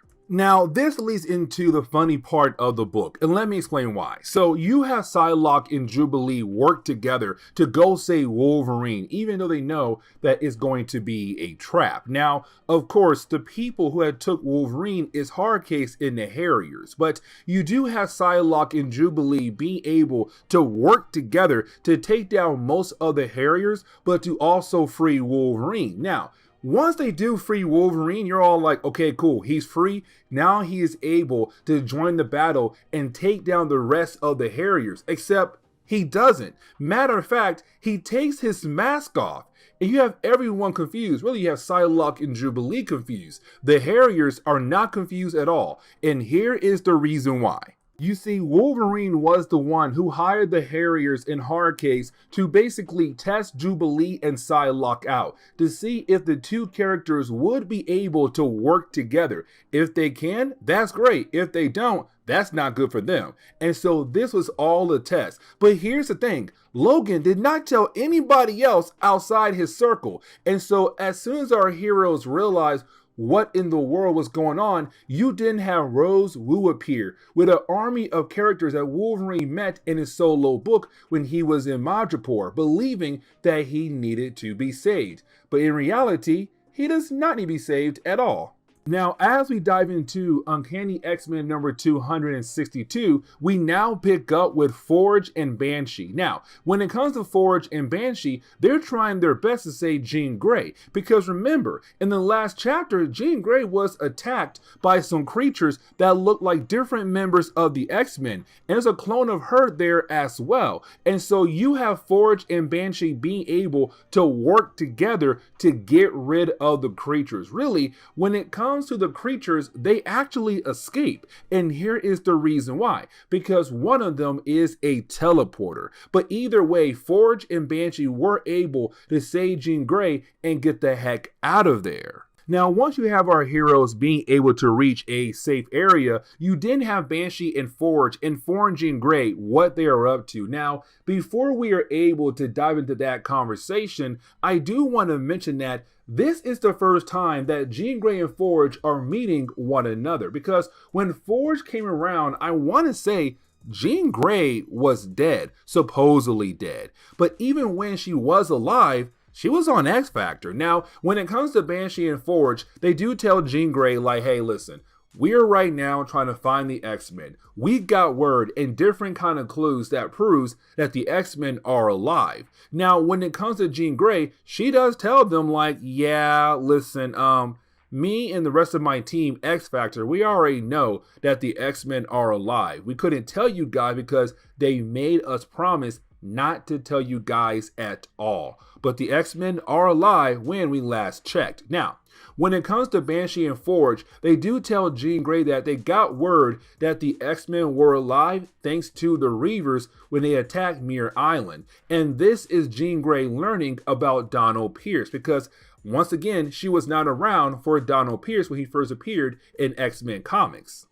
But now we have to jump over to the Reavers. Now, when it comes to the Reavers, they are attacking different buildings that belong to different companies that are owned by Emma Frost. And here is the reason why. Because it shows that Donald Pierce is not just going after the X-Men, that he has a list of mutants that he wants to go after. And Emma Frost is on that list. And so sooner or later, they're going to have that conversation. As a matter of fact, you have the Reavers held guard to tell Emma Frost that they are going to continue to attack different buildings that belong to her until she comes out from hiding and have a conversation with their boss, Donald Pierce. But now we can shift our focus back onto Banshee, Jean Grey, and Forge, where you still have Forge and Banshee telling more information about Donald Pierce over to Jean Grey, but once they're done, you didn't have Jean Grey offer to allow the different people on Muir Island to stay with her and the rest of X Factor on the ship, better known as the base for X Factor. Now, when you do have our heroes agree with one another, you have Banshee and Jean Grey walk into the hallway in the basement, except when they do, they are instantly teleported away, and you have Forge now freaking out wondering, where in the world did Jean Grey and Banshee go to? But now we have to jump over to Washington, D.C., where we pick up with Valerie Cooper and also the chief of staff for the president, where they are having a meeting with officials from Genosha. Now, we have talked about Genosha before, where it tried to paint this image of being a perfect country, this paradise island. But in reality, mutants are actually slaves there, and the X-Men got involved in a previous story. So these officials want America to hand over the X-Men. But again, to the world, the X-Men are dead. Well, to America, they are, but not to Genosha. And so Genosha is saying to hand over the X-Men or there could be some problems. See, America is deep in debt when it comes to Genosha. So it's Genosha saying, you better help us since we helped you. They also want two people who had escaped from Genosha, Philip Monroe and Jennifer Ransom. So what can America do here? Because if they don't help out, there could be a war very soon.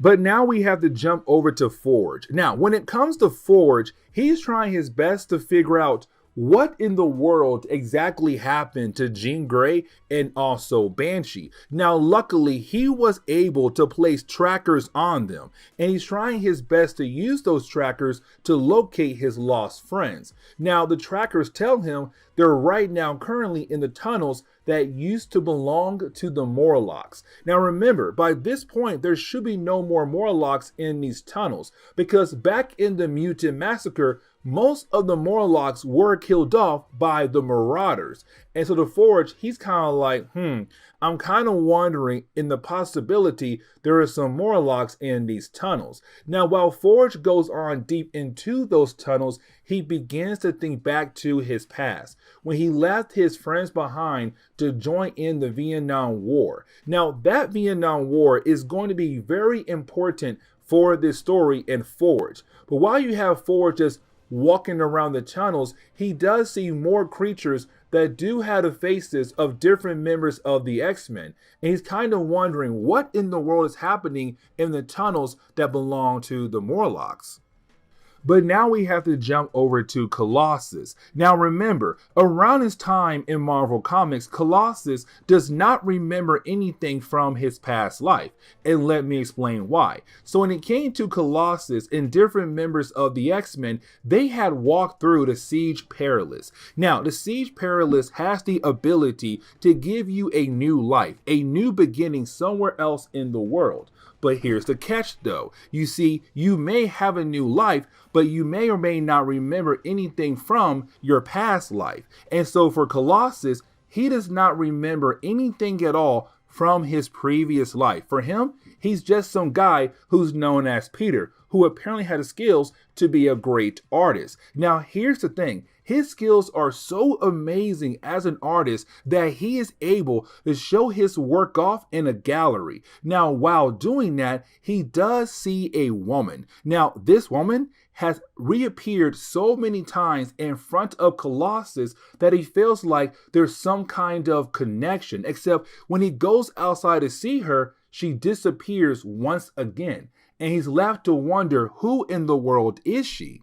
And so when he goes back home to his apartment, she appears at the door, and he feels like this is going to be the perfect time to finally figure out who in the world is she, except behind her is another character known as Mask. When it comes to Mask, he was able to grab her and Colossus. But now we have to jump back over to Forge. Now, when it comes to Forge, he's still trying his best to find Jean Grey and Banshee. And matter of fact, he finds more creatures that look like different members of the X-Men. But here's the thing. When it comes to Forge, he is constantly thinking back to the war, the Vietnam War, because to him, this kind of situation is very similar to the war, where he is trying his best to get his friends out of danger, like he was back in the war. Now, when it comes to Forge, he does attack the different creatures that look like different members of the X-Men, but it does seem like he might lose the battle. But luckily, he is saved by Banshee and also Jean Grey. Now, at first, when it comes to Forge, he is very excited to hear the voice of Jean Grey, to see the back of Banshee, because he realized he now has reinforcements, except when he finally gets a good look at Banshee and also Jean Grey, he comes to find out that they have been changed into creatures as well. Jean Grey arms are now just a bunch of tentacles. Banshee has completely lost his mouth.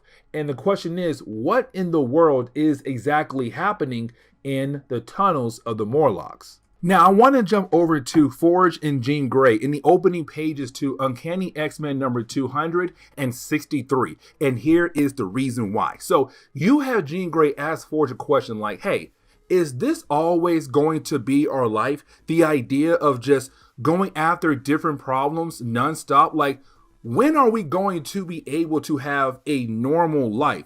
When are we going to be able to just relax and say, we were able to accomplish Charles Xavier's dream? And you have Forge say, honey, that's life. Life is never going to be easy. Like, I understand that you want to reach Charles Xavier's dream, but the problem is how life works. You have to go through obstacles to reach that dream. And unless you are able to fight through those obstacles, you may not ever reach that dream. And so you have Forge tell Jean Grey, listen, for right now, let's just focus on the problem at hand. And currently, it's you and Banshee. Let's see what happens to you guys once we are able to get the heck out of here of the Morlock tunnels. But now we have to jump over to Mask. Now, when it comes to Mask, he has the ability to play with people's appearances. You know, change their face, change their bodies. That's what his power is all about. Now, when it comes to Mask, he's trying to lead a new version of the Morlocks, a new group of characters who are currently hiding in the sewers of New York because their body appearances change when their mutant abilities have manifested. Now, earlier we saw Mask being able to grab Colossus and the young woman that was with him. And we kind of find out that young woman is actually Callisto. And remember, Callisto went missing a while back and no one knew what happened to her. But now we know. She was being used by Mask to get Colossus. Now, when it comes to Colossus, he still has no idea what in the world is going on. But when it comes to Mask, he does use his ability to change the body of Colossus to look like his metal form. But he's not in his metal form. But now we pick back up with Val Cooper. Now, when it comes to Val Cooper, she's having another meeting, but this time with a character known as Alexei. Now, when it comes to Alexei, he is a Russian spy. Now, when it comes to Alexei, he came to Val Cooper to tell her that he does have some concerns, and those concerns about a war possibly coming very soon, because you have all these different kind of groups out there. And with all those different kind of groups, most likely there's gonna be a war very soon. You got the X-Men, Excalibur, New Mutants, X-Factor, the Mutant Liberation. You have the Reavers, the Right, and the list goes on and on. The Hellfire Club. And so for Alexei, he's saying sooner or later there's going to be a war. But the problem is there's going to be a loss for somebody out there. The question is, who is going to lose? The mutants or the humans? Now, let's go ahead and jump back over to Colossus and also Callisto as a way to begin to wrap up today's video. Now, when it comes to Colossus and Callisto, they do have a conversation with one another. And when it comes to Callisto, she looks beautiful now because what Mask had done to her. But that's her problem. She does not want to look beautiful. Let me explain. So when it comes to the Morlocks, they are mutants who look different because when their mutant abilities had manifested, it changed their body appearances. And so when it came to Callisto, she was no longer the person she was when her powers had manifested. She looked different and she could no longer hide in public. She had to hide in private. And so now her looking beautiful, she says, I'm no longer the person I used to be. I hate who I am right now. Now, when it comes to Colossus, he says, you may look beautiful now, but you're still the same person. Yes, the body has changed, but inside of you has not changed. The person who you are has not changed. You may hate your new body, but you're still Callisto, and you know who you are. And do not let Mask win, because now he believes he has something over on you.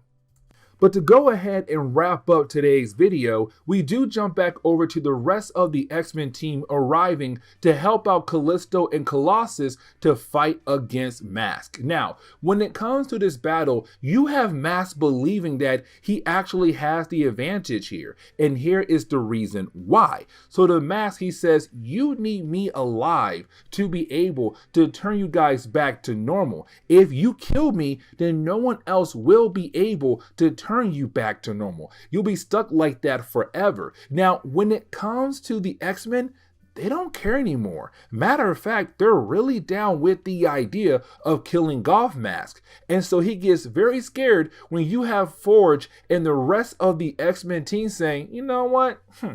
We can go ahead and kill you off right now. And so you have Mask ask one of his new morlocks to teleport the X-Men out of here, to get them out of his tunnels, because now he knows that they were really down with the idea of killing him off.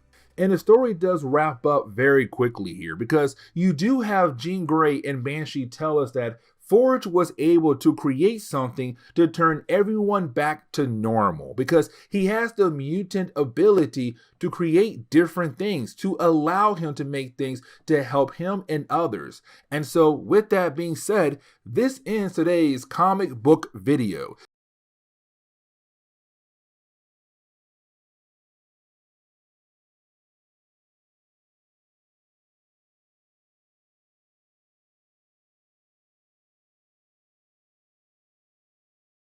What's going on there, YouTube, and welcome back to another comic book video. Okay, so we're going to continue our coverage over X-Men comics as we work our way up to Days of Future Present, the next crossover that we are going to talk about. But first, we got to jump back over to Uncanny X-Men and cover a 3-part story arc that introduces a character that a lot of fans love so much. And that would be Gambit.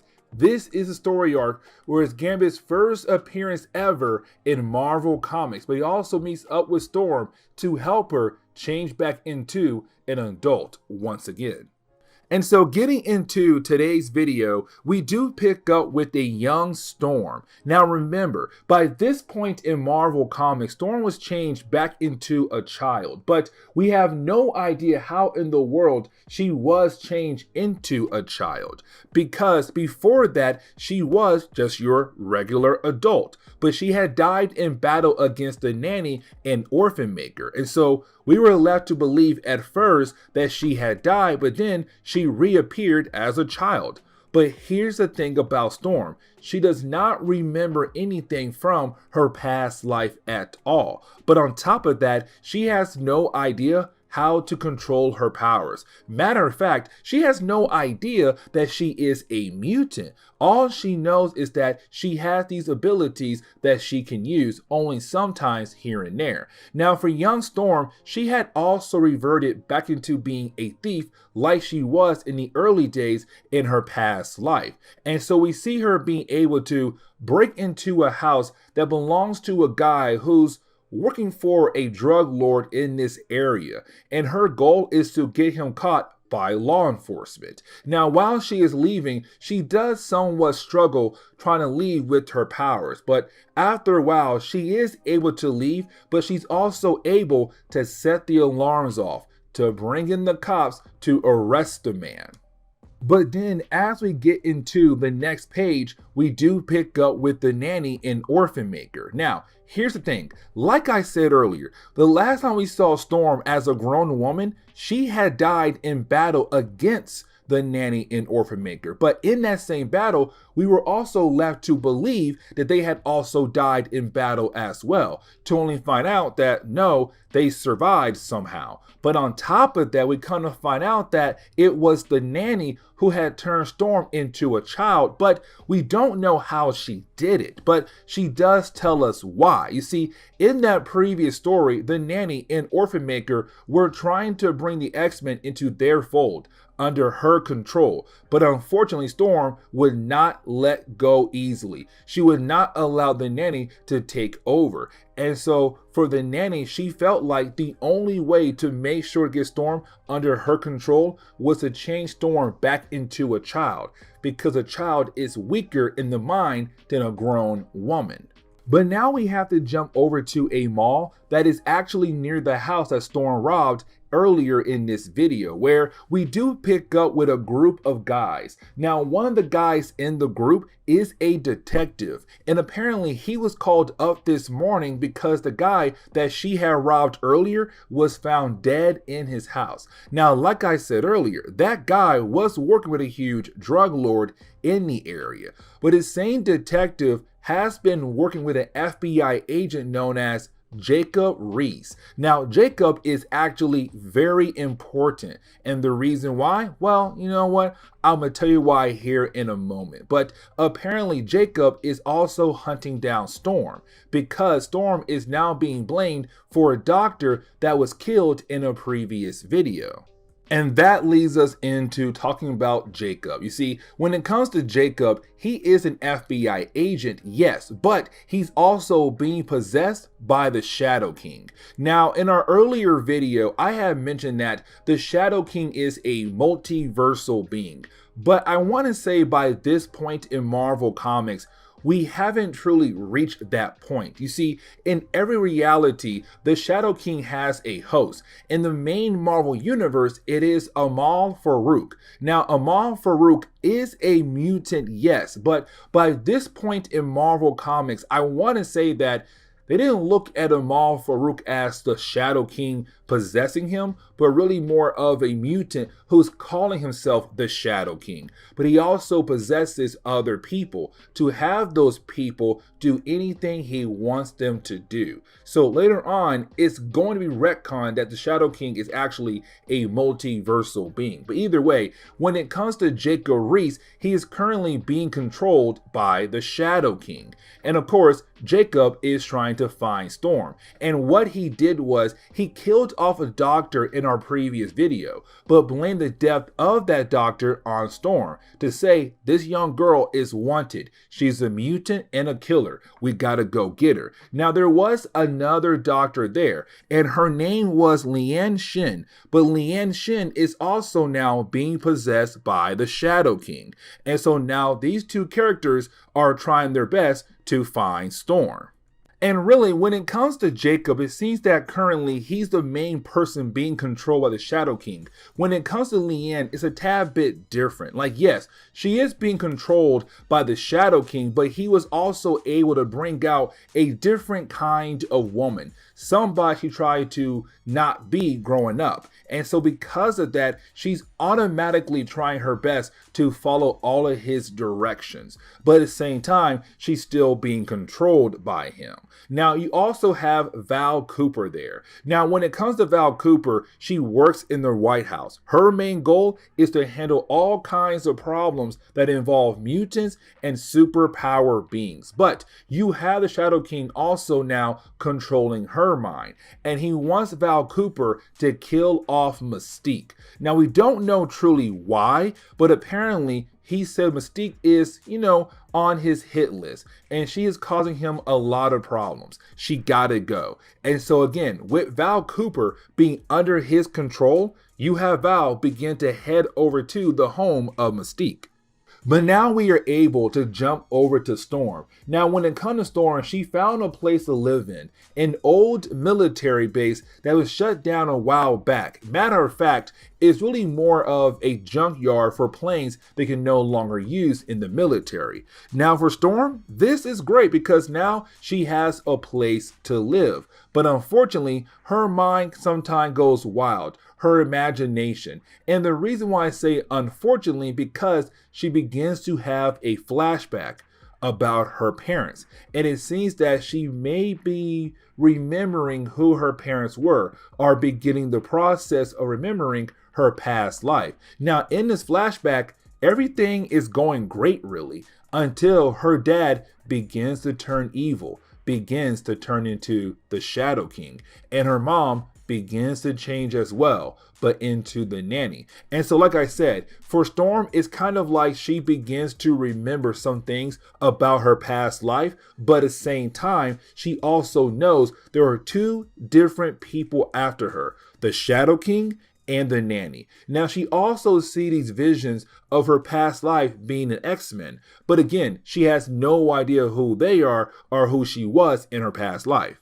But now we have to jump over to the Shadow King. Now, when it comes to Shadow King, he's still possessing Jacob, but he's also letting Jacob use different kinds of powers. Now, when it comes to Jacob, he's also setting up a trap for Storm because he got word that Storm has gone back to her old ways again, being a thief again. Now, when it comes to Jacob, he knows the owner of this house that he has taken over had a huge art collection, and he knows that he can use that art collection as a way to bring Storm over here. Now, we also see that Jacob has turned the owners of the home and their bodyguards into hounds. Now, we have talked about hounds before on this channel, but way back in the Days of Future Past story arc, where hounds are people who are being used by somebody else to go after someone else. So for example, in Days of Future Past, hounds were mutants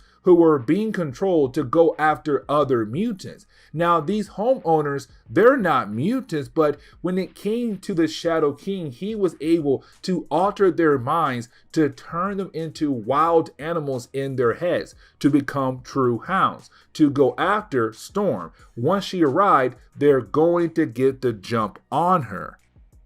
And really, as soon as Storm arrived, well, those hounds, they got the jump on her. And so it does seem like the Shadow King is finally getting what he wanted for a very long time, which was Storm, because now she is in his grasp.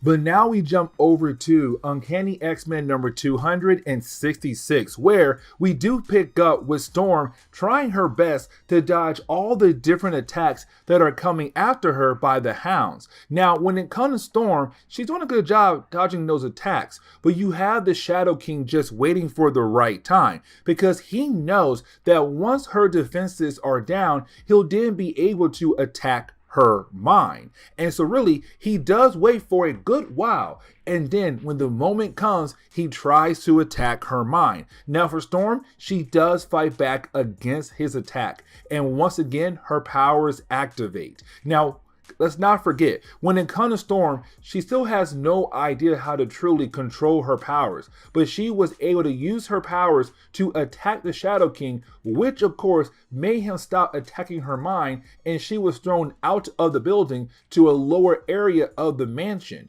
Now, right after landing, that is when she's found by somebody else, somebody who is going to help her. But now we have to jump over to the Nanny, because she was trying to find Storm, and she was able to locate Storm because Storm used her abilities, but so did the Shadow King. And once she realized the Shadow King is also at the same location that Storm is at, oh man, you have the Nanny freak out because she knows how evil the Shadow King truly is. Now, we have no idea what kind of past those two characters have with one another, but we can see right here that she is so scared of the Shadow King that she warns Orphan Maker to stay away from him. You have no idea how evil he is. You have no idea what he could possibly do to you. But now we have to jump over to Storm. Now, when we last saw her, she was saved by somebody. Guys, you already know who it was. It was Gambit. This is the first appearance of Gambit in Marvel Comics. His first full appearance as well. But when it comes to Gambit, he saved her. Now for Storm, she has no idea who he is, but she can tell that he's also a thief just like her. Now for our heroes, they believe that they're in a safe spot from the hounds, the Shadow King, and also Leanne. To kind of find out that that's not true at all. Matter of fact, they're confronted by the hounds once again. Now for Gambit, this gives us our first look at his abilities. Now, for me personally, this was the first time seeing his powers being used but also being colored in green. Usually when I see Gambit in TV shows, movies, or even like comic books, is always purple. And so I was kind of shocked to see it be green. Either way, you do see Gambit using his powers in front of Storm, but as a way to protect her from the hounds. But then he is confronted by Liane. Now this is Chris Claremont showing us that Gambit is a ladies' man. Like, he is able to talk the talk to get most women to kind of fall in love with him. And so for Liane, even though she's being controlled by the Shadow King, a part of her is kind of falling, not in love, but being attracted to Gambit and kind of listening to his words and getting distracted.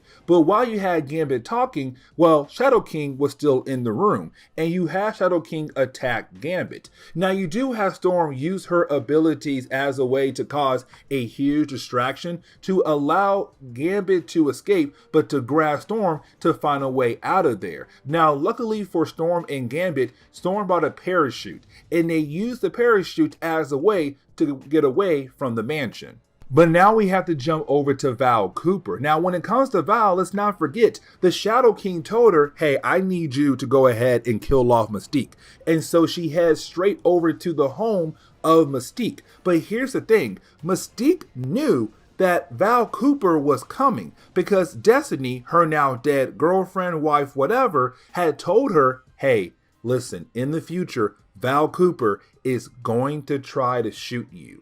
And Destiny left that on a letter that Mystique found. And with that letter, Mystique knew that Val Cooper was coming. And so when Val walks in, you have Mystique all like, hey, I knew you were coming. So, how is this going to end? And the last page for this chapter, we see a gunshot fired, and we're left to wonder, is Mystique dead? And so as we dive into the final chapter for today's video, we actually pick up with Liane right now with the hounds in the same junkyard that Storm was hiding out at earlier in this video. As a matter of fact, when it came to Gambit and Storm, they went there after being able to escape the mansion. Now, when it comes to Liane, she does have her own personal goals when it comes to finding Storm and Gambit. You see, like I said earlier, Gambit has his way with women, and so for Liane, she kind of want to see Gambit again. But you didn't have the Shadow King tell her, I'm gonna need you to make sure you don't hurt Storm. The other guy, yeah, whatever. But Storm, do not hurt her. But for Liane, she's kind of like, I got other plans for Gambit down the road.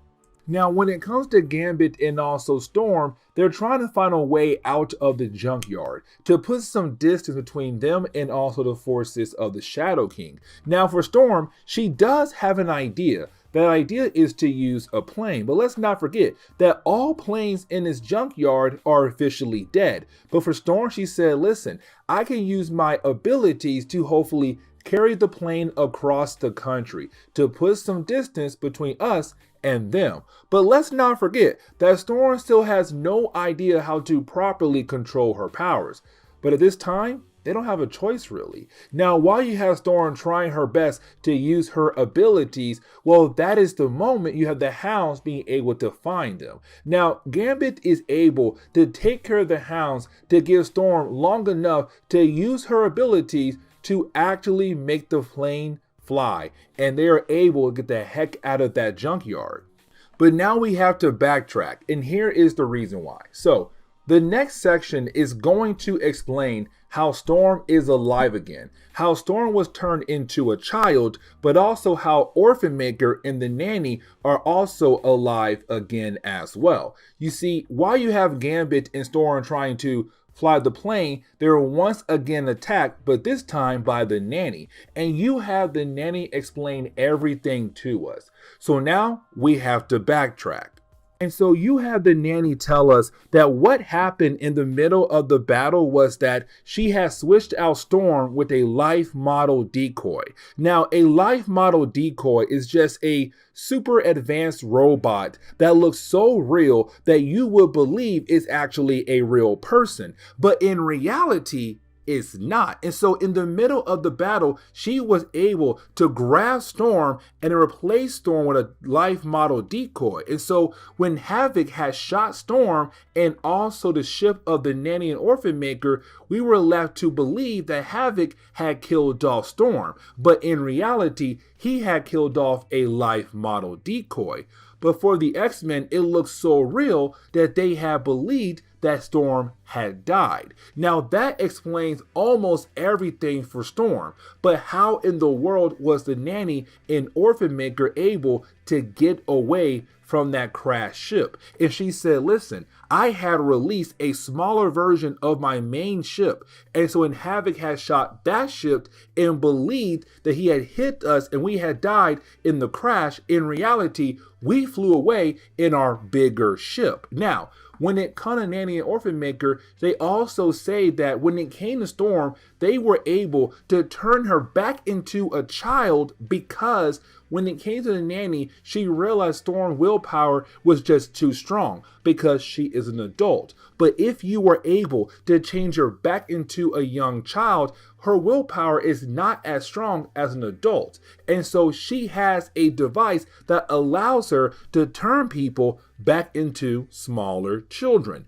like Storm is right now. Now, after you had the Nanny tell everything over to Storm and also Gambit, you didn't have our heroes being able to get away from the Nanny and Orphan Maker, and they head over to Gambit's hideout. Now, the rest of the book is really more of Storm and Gambit being able to build a bond with one another, but also beginning the process of turning Storm back into an adult, but to also get her back on the X-Men, to put the X-Men back together. And so we jump over to Gambit and Storm arriving in New Orleans, where Gambit works out of, and also he has a hideout. Now, as soon as you have the two guys arrive there, they begin to work together a lot as two thieves who are partners in crime, and they grew that bond very fast, and they were able to hit a lot of different targets in New Orleans. And so for a while,